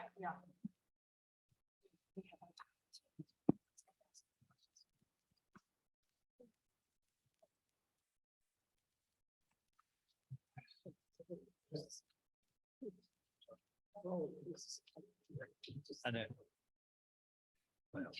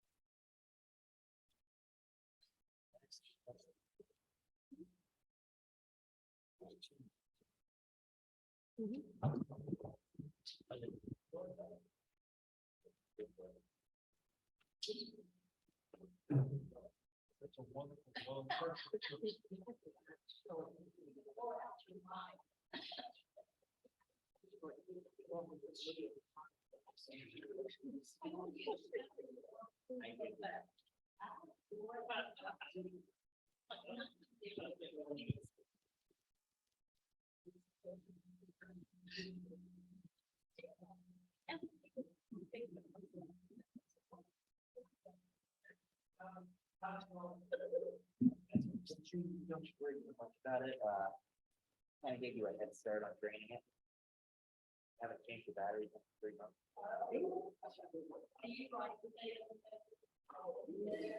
No, just the last time we used it.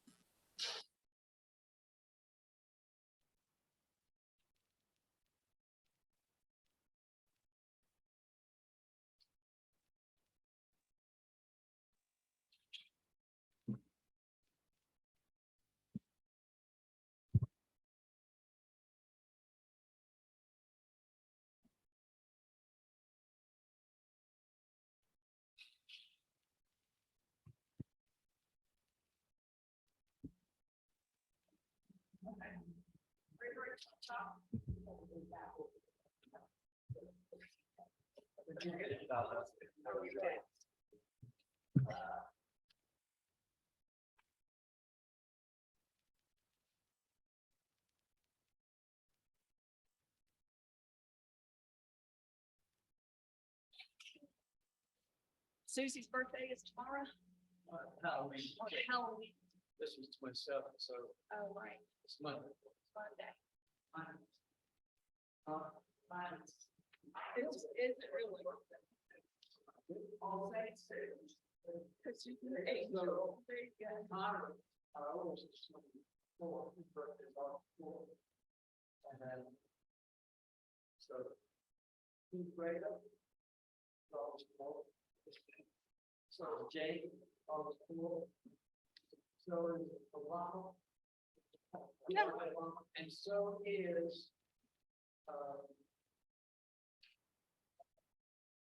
Will. Who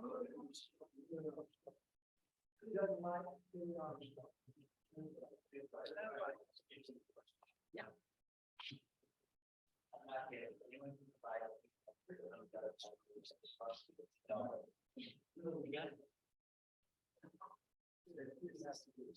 Yeah, I'm curious if we can find. I think it's attached to at the base. yeah, well, see, I don't know what. It's attached. See, that's.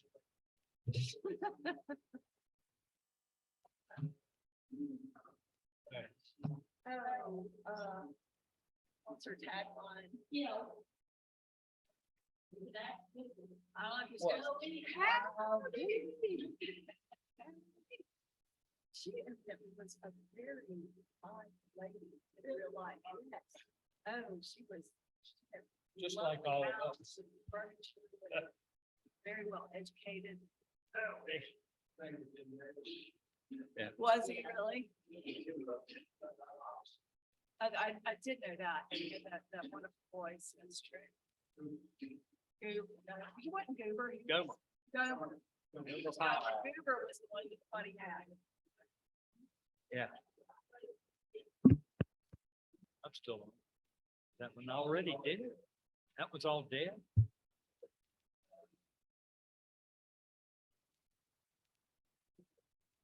All right. Where's Miss Susie tonight? That's fine. I understand.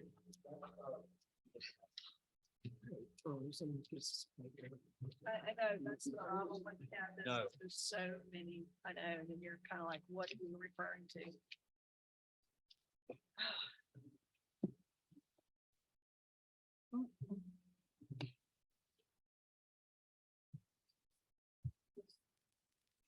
Well, I like that we can get. How are we ever gonna get all this paper reassembled? Or not. What do we need to do? That's a trash, that's how they Think reassemble. so. Never want to see it again. This Zoom thing. Discovered I had the problems of a month. Oh, did it get you on the back of the head? I want to see this. Yeah, it's not pretty when you get it from behind, is it?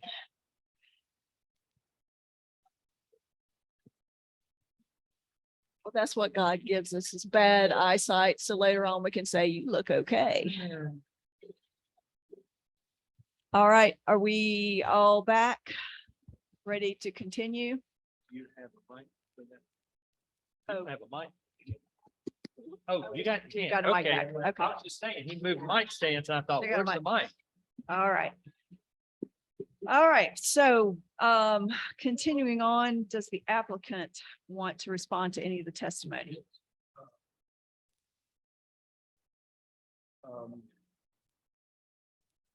I was doing real well for a while, but things kept getting said that aren't factual. The house is not on top of the stream. The house is directly adjacent to the stream, and we put in huge boulders up against our poured concrete basement wall to make sure that that ephemeral stream is as well behaved as possible. There's no need to discuss the stream beyond that, just that it was a statement that wasn't true. Because that'll be dealt with in Superior Court at some point in time. That we had the option of putting that house somewhere else is just false. We're right on the 15-foot setback line. The county septic said where the septic would be. There has a 10-foot setback from the septic to the house, and that was 84 feet on the rear setback. That is Mr. Hamilton's representative has said that this lot is not different than others up there because it's the same size. It is different because it has an 80-something foot rear setback because of the septic determination as to where the septic would fit. The size of the septic could be further back, but not if the engineer says this is where it has to be. The ephemeral stream cutting off the northeast corner is unique to that property. The stream on MRA lots that will prevent their use at all. But that's not this lot. And this lot has been determined to be an unregulated stream, but as I pointed out, it's a very important waterway for storms. And it's there. The notion that this will create public safety problems when the steps are covered so that we can't cover our steps and have to go in through the rain, through the snow, and through the ice on the deck and steps that aren't covered. And both of us have health situations that we need to be able to accessible. And the size of the house is as small as we could squeeze. All we've got is a galley kitchen. If we got to squeeze the galley kitchen, some place to eat, and a bedroom on the main level for aging husband.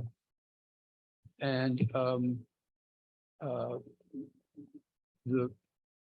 to want to rehash something that's already been filed in Superior Court is a distraction of the issue. Chimney will be an improvement to the appearance of the structure. It'll be an improvement in its function.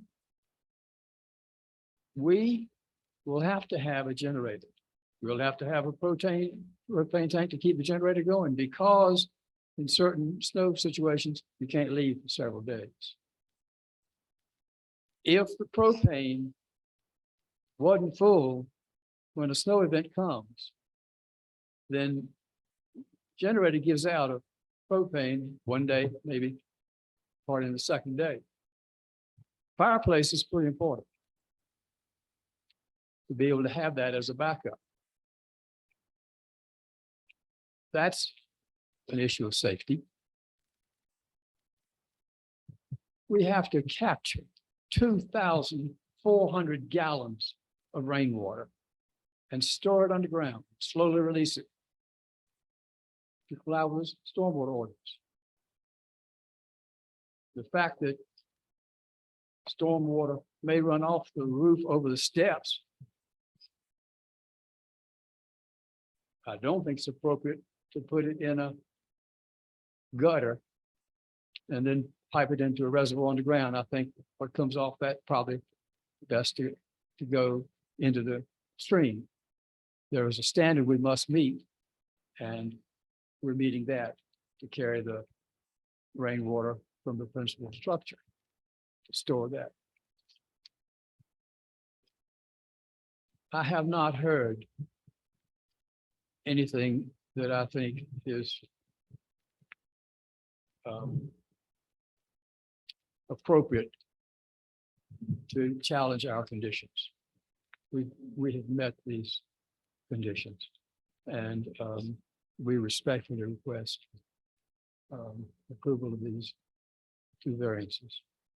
There's been confusion about the 30-foot setback and so forth, but as Kayla has stated, there's no confusion that the setback will be approved in 21.5 feet, because that's the 30-foot in the vacant lot and the 11-foot of the Hamilton house.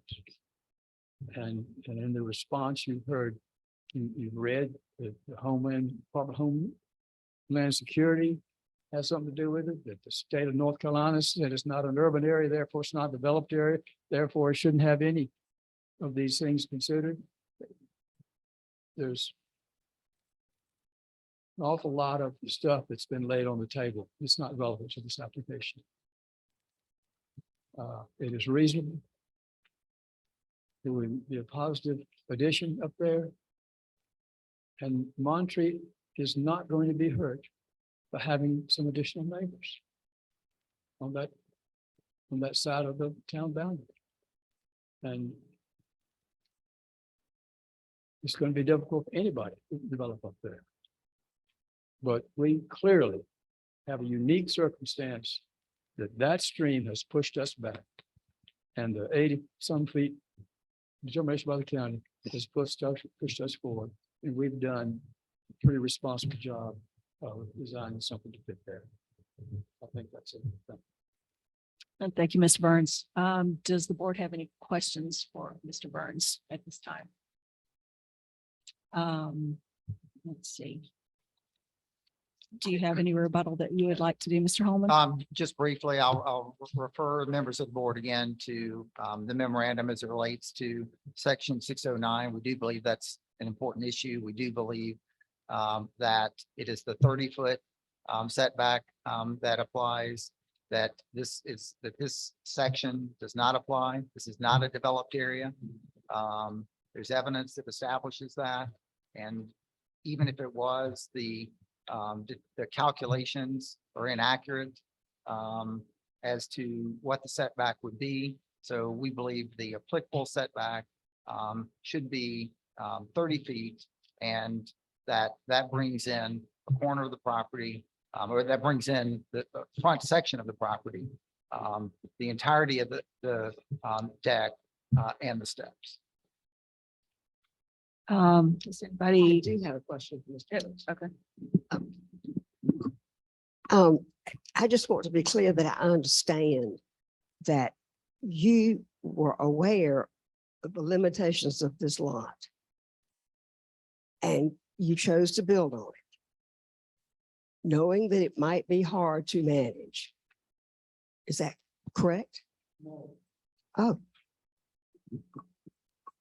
I knew that it was a difficult lot. And I knew that we had been warned in writing that if we tried to sell it to anyone, they could expect a legal challenge. I have been an architect for a long time. I'm experienced in that arena. And I knew how to make that house the size that would barely work and fit on that lot. And everything I did was permitted. Stormwater, erosion control, grading, building permit. Everything was permitted before we began construction. The issue of the new interpretation or recognition that the interpretation in the ordinance has always been that this is the lots directly side. I was not aware of that because I have paid attention to what's been done and what's been precedent. And Dan and Ellen Dean, I remember the agony they went through having to pay for a survey of house after house after house. Because zoning administrator, that was his power to request those things. They might have appealed it to the board, but the zoning administrator is given the authorities to interpret. And that had been precedent. And so I was not aware that there was a thing, it was only the lots beside, and since the lot beside you is ours and hadn't been developed, that would have to be a 30-foot factored into it. But we have not done anything irresponsible. I have hundreds and hundreds of hours into the evolution of that design, site circumstances, stream bed, all of it. And I stand behind my work and my design and the engineering of it. So I don't think we've done anything irresponsibly. We haven't done anything knowing it was wrong. I think I've looked at your drawings and it's, you know, they're delightful. It looks like a delightful house. And I know that you're a good architect. I just wonder if you couldn't have put that house somewhere else and avoided all this that you've come to us with. There's not a foot in any direction that we could go, except toward Mr. Hamilton's property. We could have gone closer to his property, but we have done a number of things to be respectful of his concern, because he preferred that there not be anything built. And including that he doesn't want us to put in a road where we bring the water line in, because then people can come through and make a loop by his house, and he's concerned about security with that. This has nothing to do with this application, but it does with regard to your question. And so we designed this gravel road to come from Melanie Porter's house down through the right of way, and then we bring it over onto our lot. And then take it across and back onto the right of way, so that because Mr. Burroughs is also concerned about people looky-loos coming through, some being with bad intentions. So if we create a loop, that might compromise our safety. So we move the road so that it would be on our property, so we could put up a sign, private road, no through traffic. We've adjusted because the Hamilton house is only 11 feet from the property line, but there's a cluster of rhododendron in the right of way. And we're made every step to not disturb that, so that we're protecting his interest there. I am fond of that family. I am looking for healing to come one day, but there's unhappiness now. It's not a good situation, but we are doing a proper, safe thing, building that house. On that lot. Yes, ma'am, on that lot. And we did offer to sell it to Mr. Hamilton many times, but he would not pay the price we needed because it was a buildable lot, and he maintained it's not a buildable lot, therefore he wouldn't pay. And so now what he's requested is that you reject everything and go back to the 30-foot setback. In which case, 2 feet of our house would be in the setback. Because what Mr. Hamilton has stated is we're putting ourselves at risk building without his okay. And it's on the record in the last hearing with Mr. Hamilton sitting there, that my son and I, adult son and I, sat down with him in DC last spring. And he did tell us he would allow us to build if we would move the house 30 feet further, which would put it 15 feet into the next lot. But you own that lot. That's your That's lot. Why correct. couldn't you? Why don't we donate that lot to Mr. Hamilton and not be able to build a house because we can't afford to sell our 2 lots? It's not right. The talk about justice, that's just not right. We told, and this is said in front of Mr. Hamilton, that we said we could not move that house over onto the next lot, half on his lot, as he was demanding, because we'd have to start. I- over. Well, I have to I- interrupt just for a I'm gonna minute in- as chairman. We need to direct our questions about the variance. yeah, this is not about your quarrel with Mr. Hamilton at all. I we was need to- responding to your thing that, Okay, why didn't I move it, and it can't be moved. Thank you. okay. All right, does anybody have any other questions for Mr. Burns, Mr. Holman? Does the town want to make a closing statement?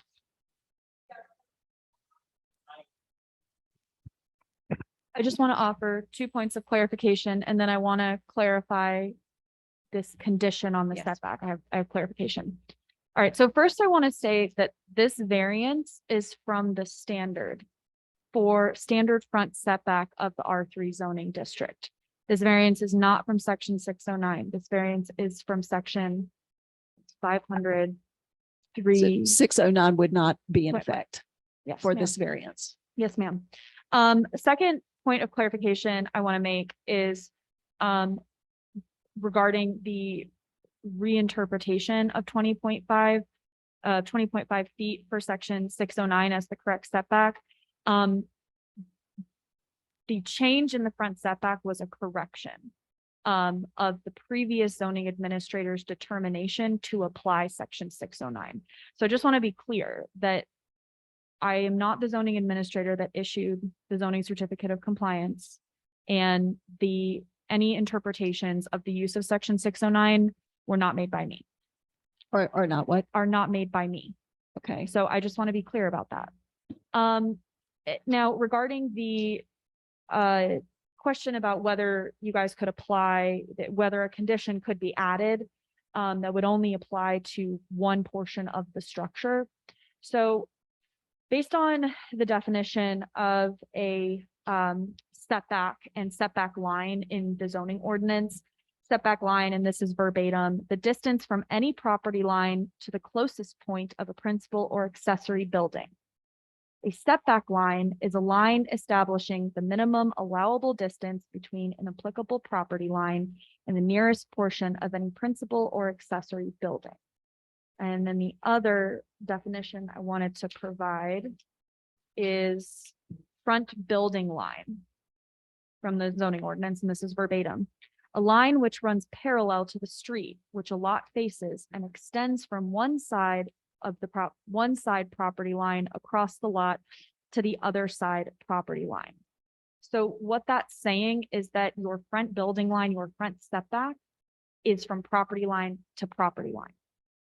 It's not this much on this part of the front property line, this much on this part of the front property line. Now,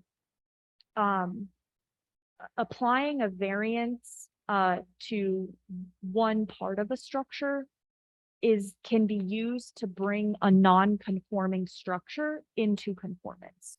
So a non-conforming structure is a structure that lawfully existed as of November 14th, 1985, which does not meet the requirements of this. It's not existing right now, so that, okay. Yes, exactly. So based on the definition of setback, setback line, and front building line, and the fact that these steps are proposed, the variance needs to apply for the entire. So you can't site. carve out just for this one area. No, What ma'am. is the minimum amount for these steps? If we chose to give a variance, what is the minimum? So it amount? would be a variance of 11 feet 11 feet. to reduce the front setback from Foreman Siding Road to 19 feet. So from- 19 feet would be this, Yes, would ma'am. be the Yes, ma'am. line in existence used in the future for any other calculations. Yes. Okay. Mhm. Yep, and that variance is from that standard 30 feet. Right. And this is not under section 609. This is under section 503.5, I believe. Correct. Yes, ma'am. So we're no longer talking about section 609. None of what Mr. Burns is trying to do today falls under that purview of 609. Should the variance be granted, Should the variance. that would be the granted. case. That's, Yes, sorry. that would be Yes. the case. And the same applies for the side setback as well. Yes. Can't carve that out either. Right. So if we granted the variance for the chimney, that would then set the west side variance at 13 feet all the way along the Would set Entire- the west side setback setback to 13 to feet. the whole length of the house. Okay, thank you. The length of the house or the length of the lot? Excuse me, yes, Length of the lot. Mari, you're correct, the length of the lot. Yes. Does anybody have any questions for the zoning administrator? All right, well then at this point, we will close the evidentiary part of the meeting.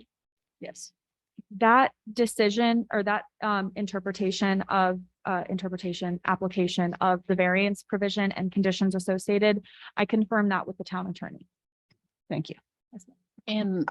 But that is what was used in this certification, 503.5.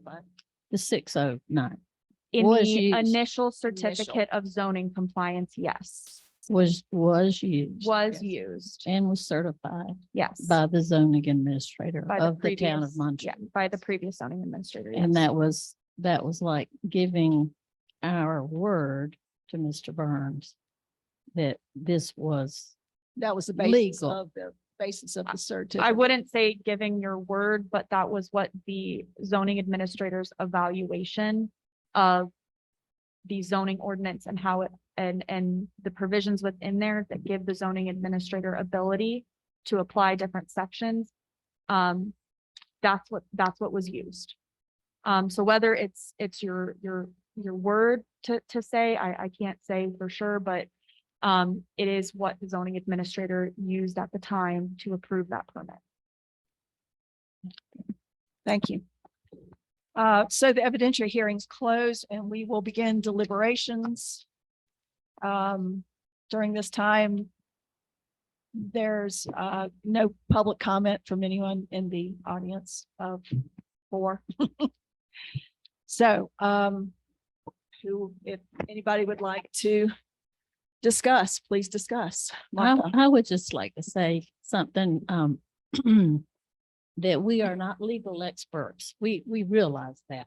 As soon as we get on this committee, we realize what we don't know or on this That's- board. Amen. We're not zoning experts. We depend on the experts.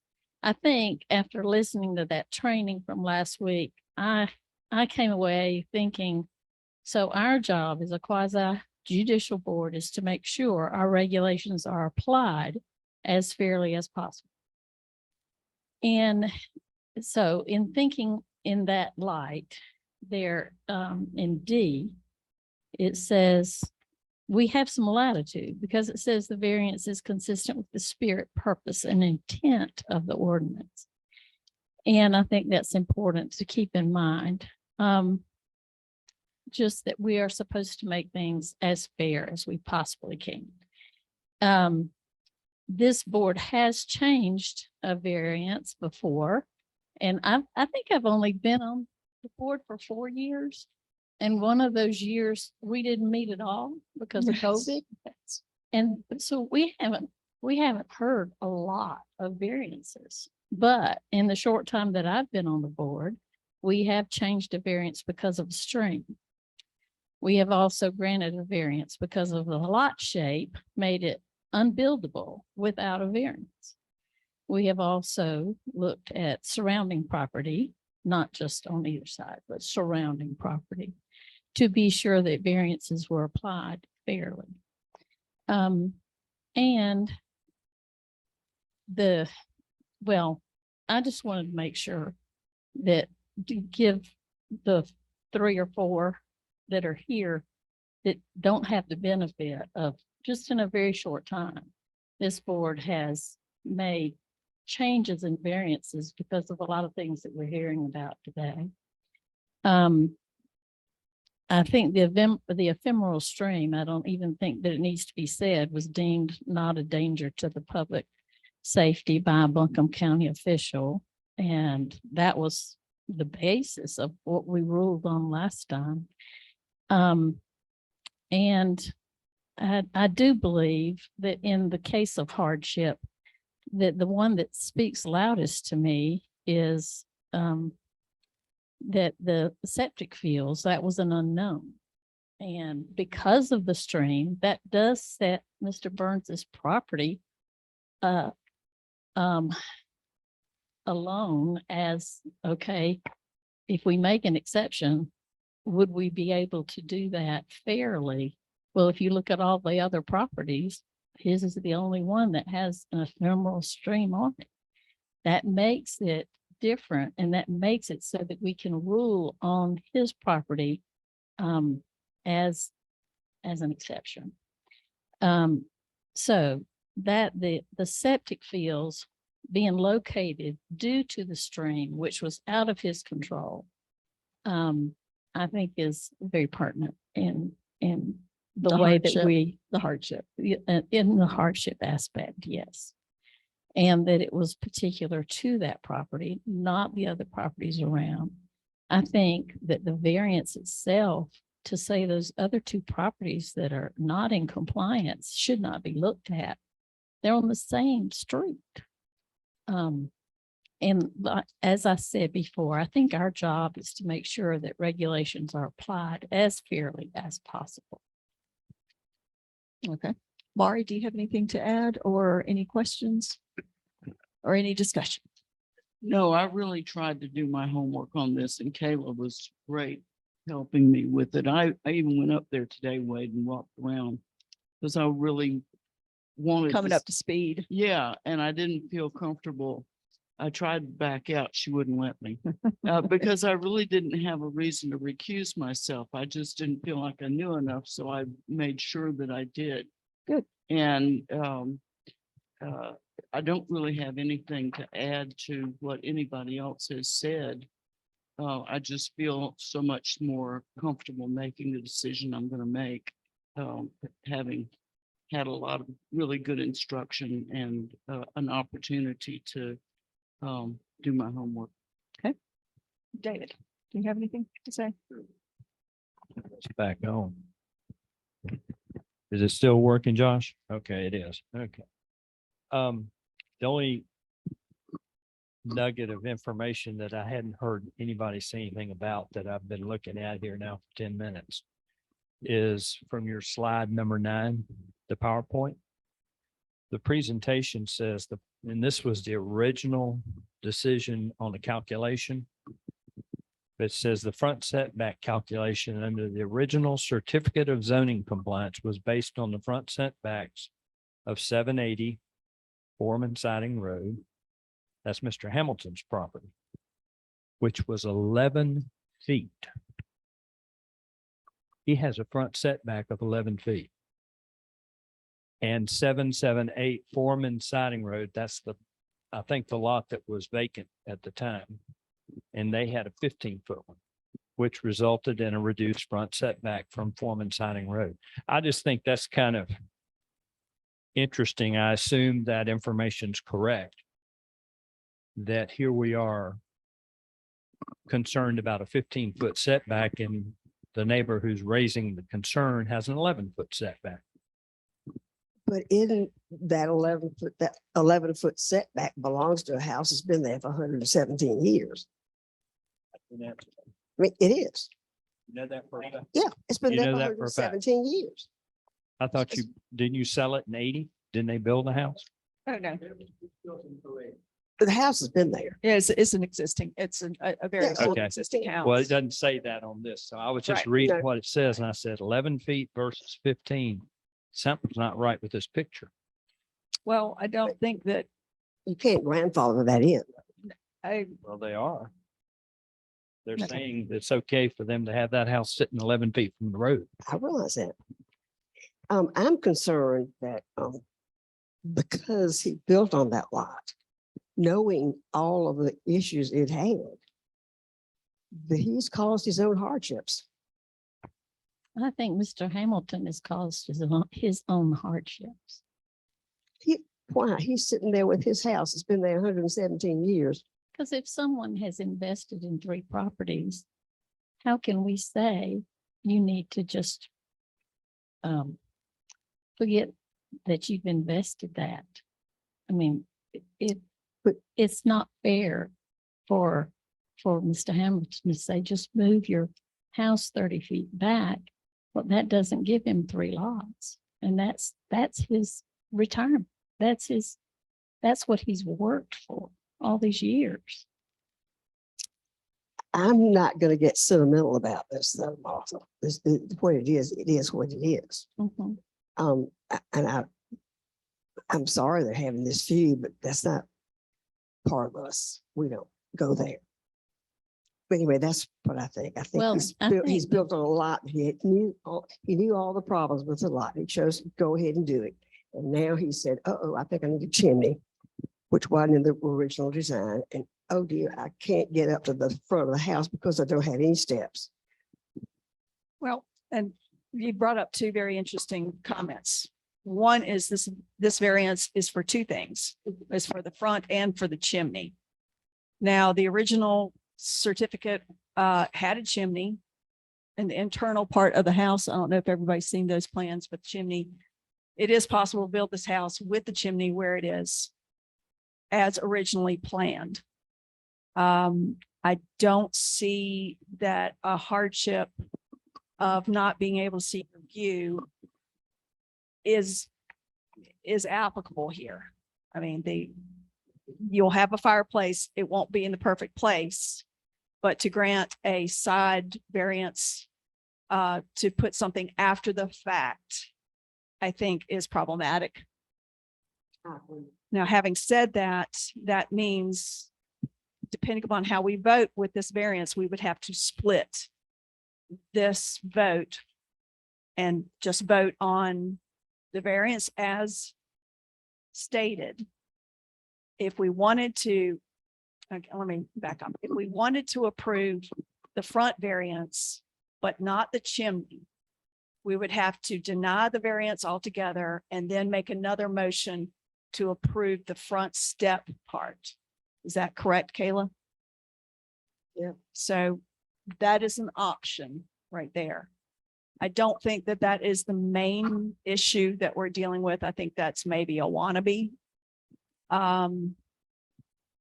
But as far as the front variance, since it's no longer under section 609, we are dealing not with that variance that ordinance anymore. We're dealing with 503.5. The idea of this is where the lot line is important as far as I'm concerned. If we denied this variance altogether, it still would not keep Mr. Burns from building the house. It would just keep him from building steps. He would Like have- that. He would have 8 feet to build steps, basically, because he's at 28 feet correctly right now. He's Right. 28 feet off. And so that's where is this lot line currently? So right now, Front lot line. his front setback is 20.5 feet. So that is whether we gave him the variance or not, it will be 20.5. That's it. Yes. Okay. Yeah, okay, Kayla, he could, instead of building those steps straight down, he could build them 3 steps with a landing and turn. That would be a question for Mr. Burns. I know, but you Yeah. could do that, couldn't you, Wade? And then this argument would go away as far as the front setback. Well, I mean, I'm just saying that whatever, if we deny the variance, it will not stop the house from being built. The house will be built. It's just your access to the house. And the chimney. Jimmy, Mr. Burns.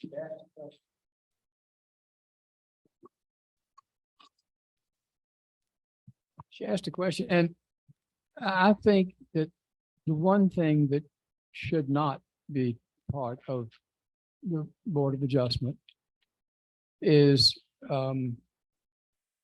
getting down to how somebody can live in the house, and that tough luck on the fireplace. You can't have what will give you enjoyment there. And the front setback, it is important to be able to safely get there. The reason for the one that goes to the side is so that there's no steps, except the two steps that we can make. And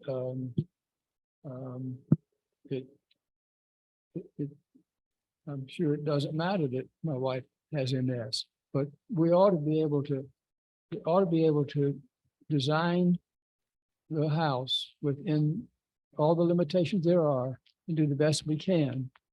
And I feel incredibly strongly about the chimney, because it won't hurt a soul. And it's an attractive element, and it's a matter of, you have an awful lot of authority, and but getting into how to redesign the house and how to relocate the house and so forth is beyond what, because I've got 50 years of doing that, and it's been a long time getting to where you finally get to. So we have a quick thought about it. Well, it's not a big deal if we, if fireplace inconvenient, but when a whole lot of thought goes into it, the stuff is pretty important. I'm hoping that we don't go that way, but I'm appreciative. Have an opportunity.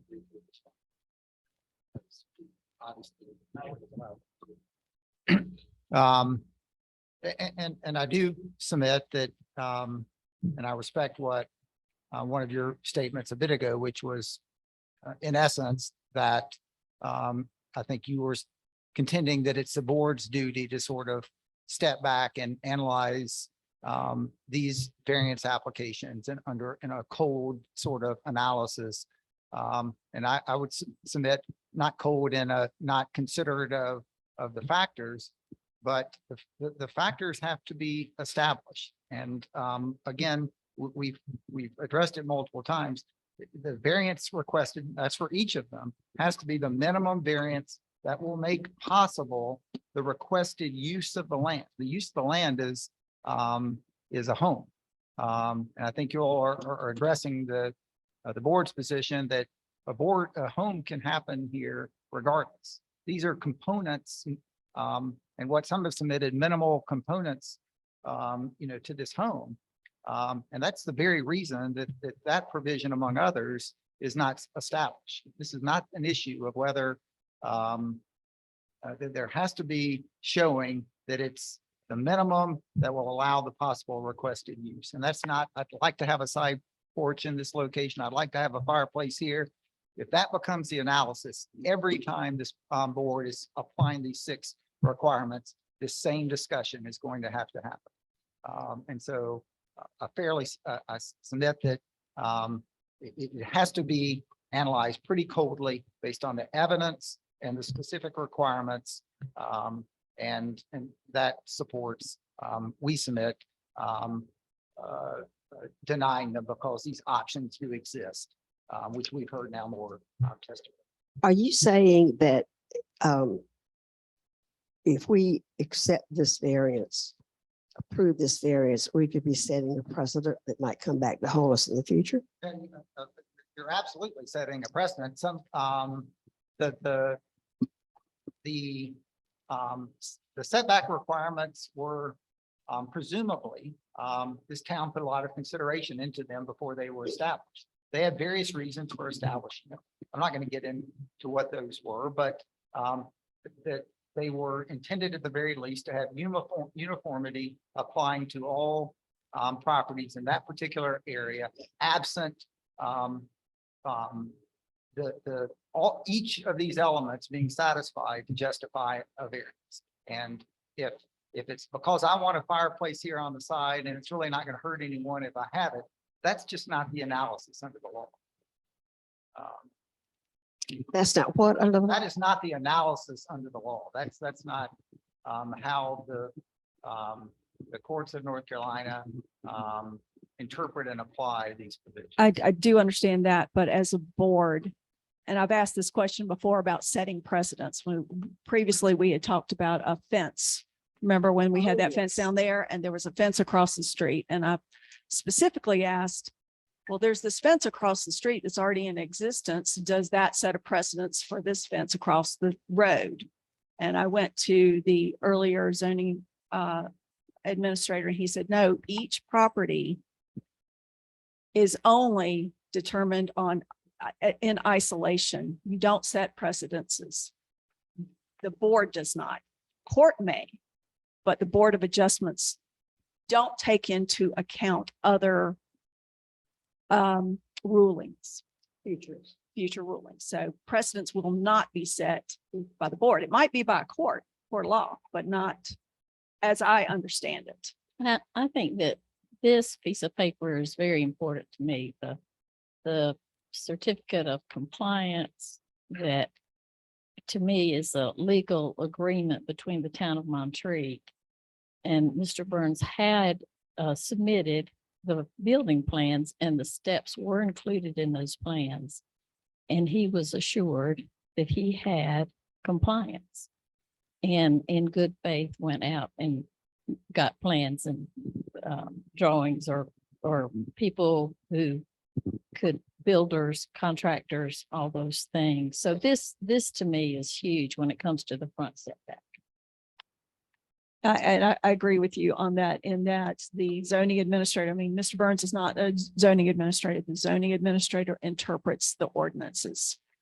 To assume just because Mr. Burns is an architect, that he somehow manipulated the zoning administrator into using 609 as a way of squeezing around. I think that's quite a stretch. I mean, Oh, I agree. I know construction. I'm an interior designer. I'm familiar with a lot of zoning.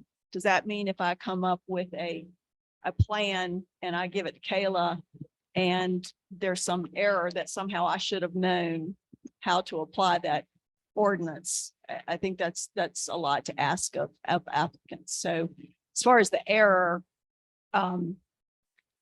it was a town error. It was a zoning administration error. The calculation was an error. But that doesn't mean Mr. Burns was an error. So I don't feel like that is his fault.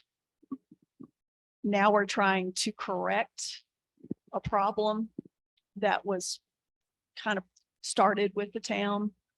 And so at this point, it's a matter of, do we give him the variance based on 503.5, not 609?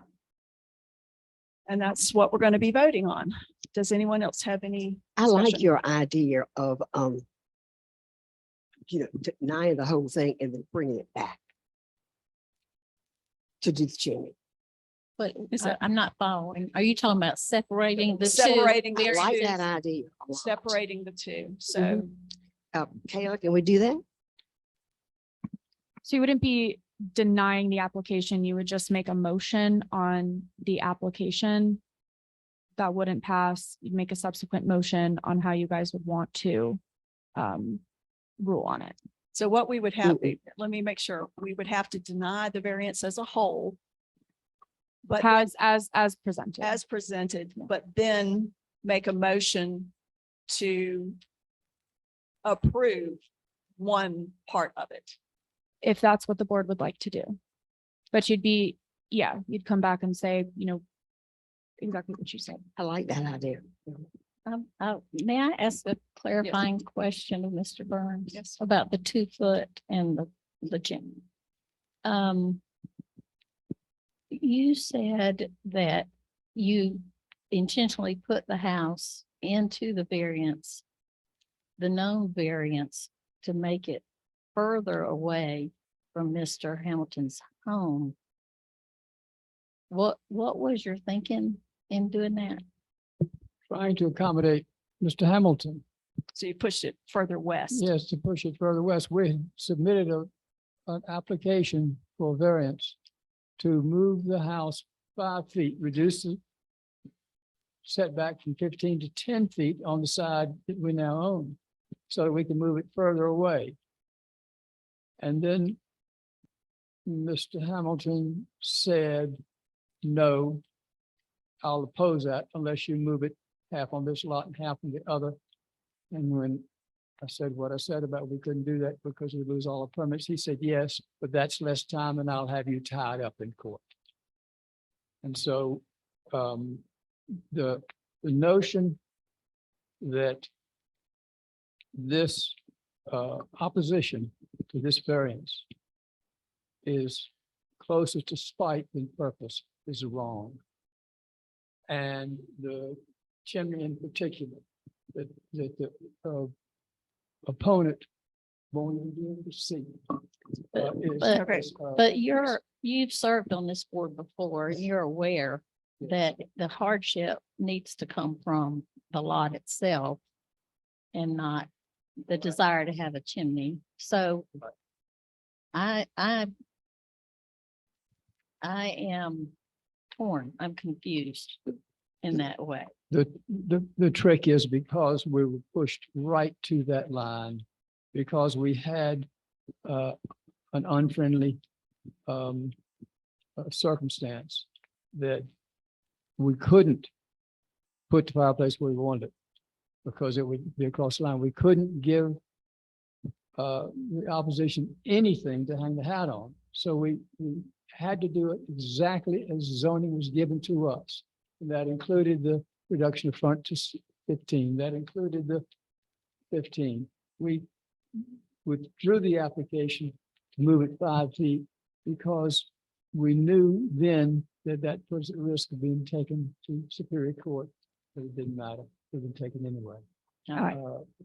If I Yes, sir. Yes. respectfully, if everything was done in the way that the rules allow, we wouldn't be here. That's a reality. My client didn't make those decisions.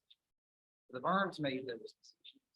No, the zoning administrator made the decision, No, there was a change in the the Thank- from board- interpretation. yeah, Yes. yeah.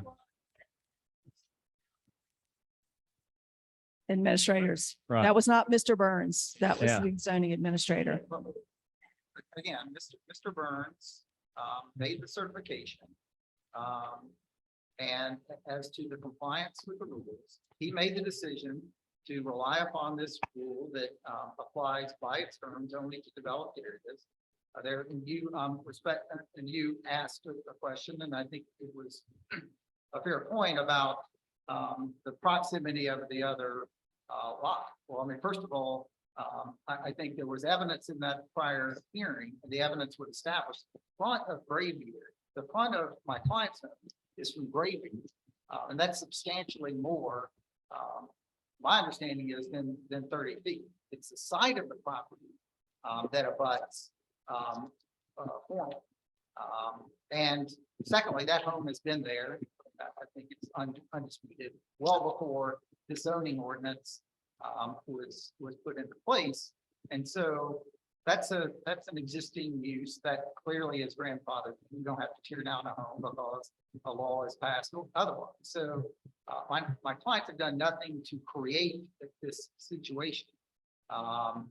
And as it relates to the placement of the home, the porch, the home is proposed, has his porch protruding well out towards my client's property. The notion that you couldn't expand it out further that way, the rest of the home is just not supported by the ordinance. It's not supported by their design. And so they did create the issue that brings us here today. That's a fact. It's And not true. I think that's an interpretation. well, only in this, only to the extent that the porch being there reflects the fact that they had and we're not disputing the existence of the porch there or the location of that porch. If they brought the home further in that direction, decrease and complied with the variance, the 30-foot setback, we wouldn't be here. That is a fact. And that is a Yeah. design, that is a design solution. However, it wasn't the design that was approved. Again, and I come back to the requirement that it has to be the minimum variance that will make possible the requested use.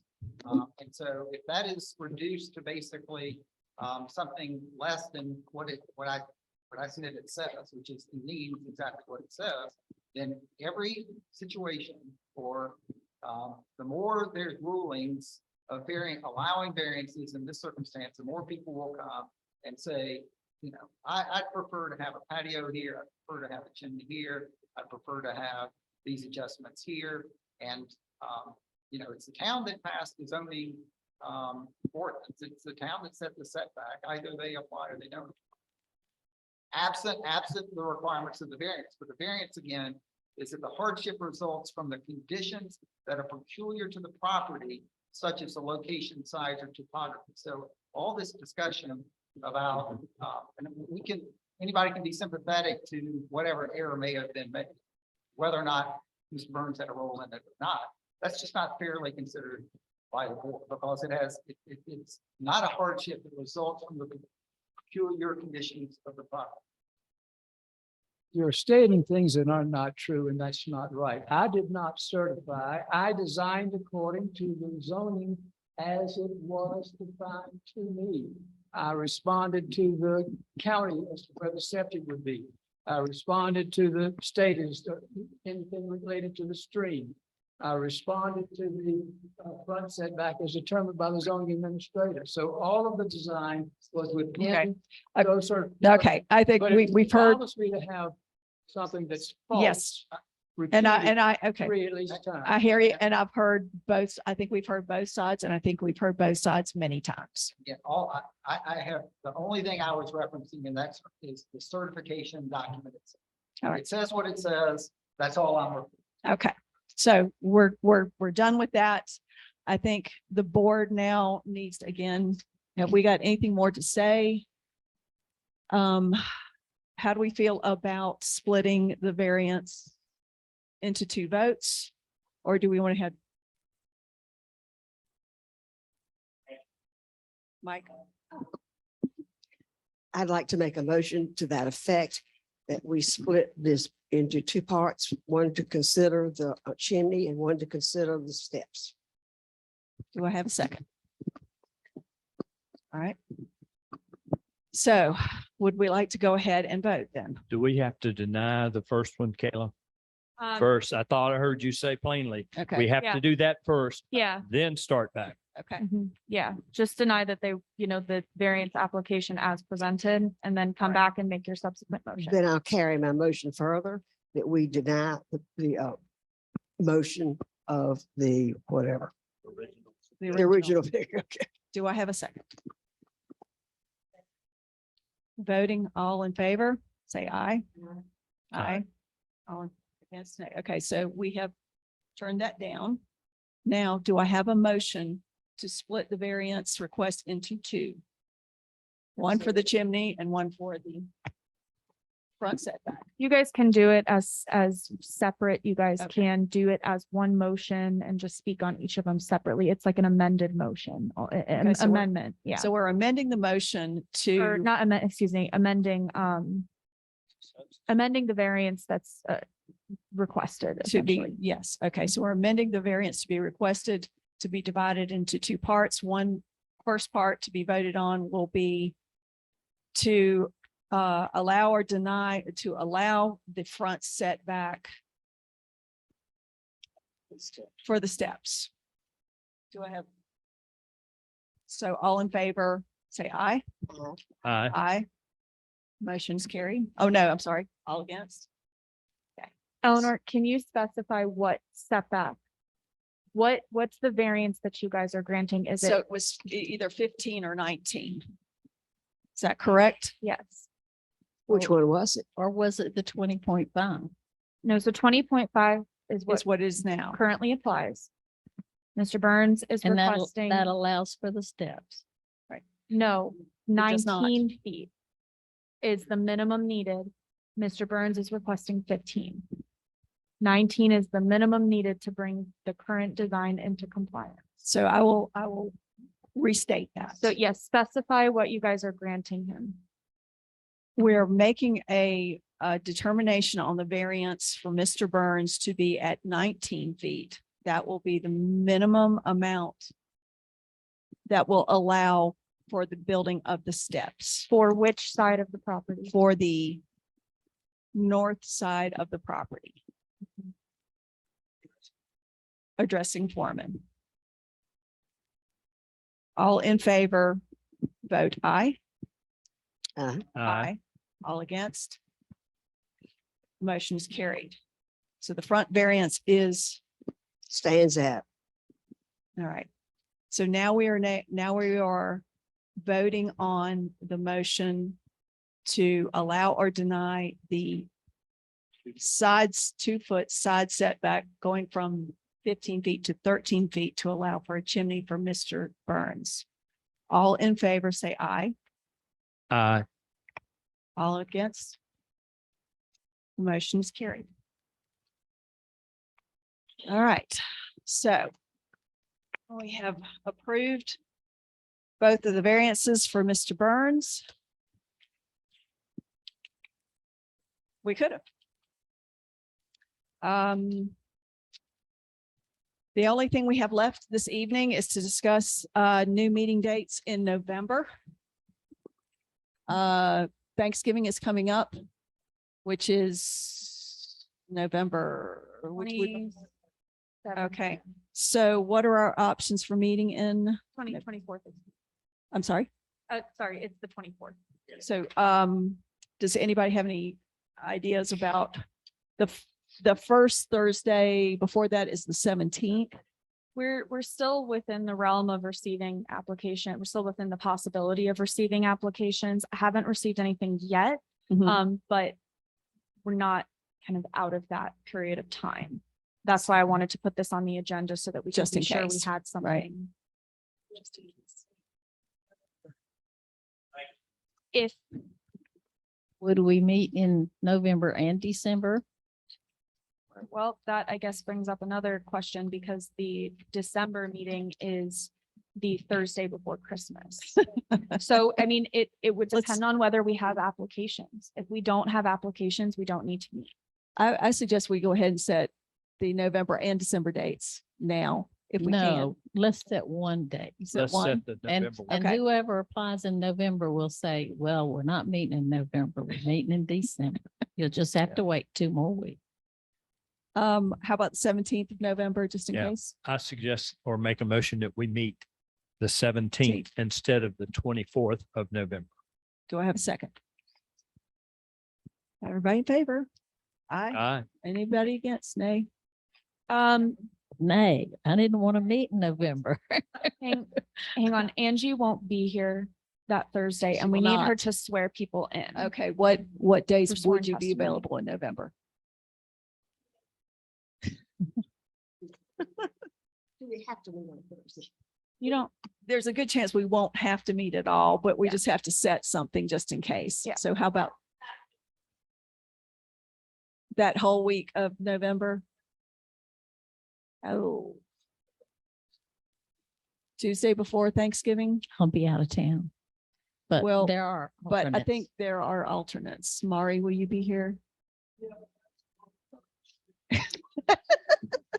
We can have it going on in the background.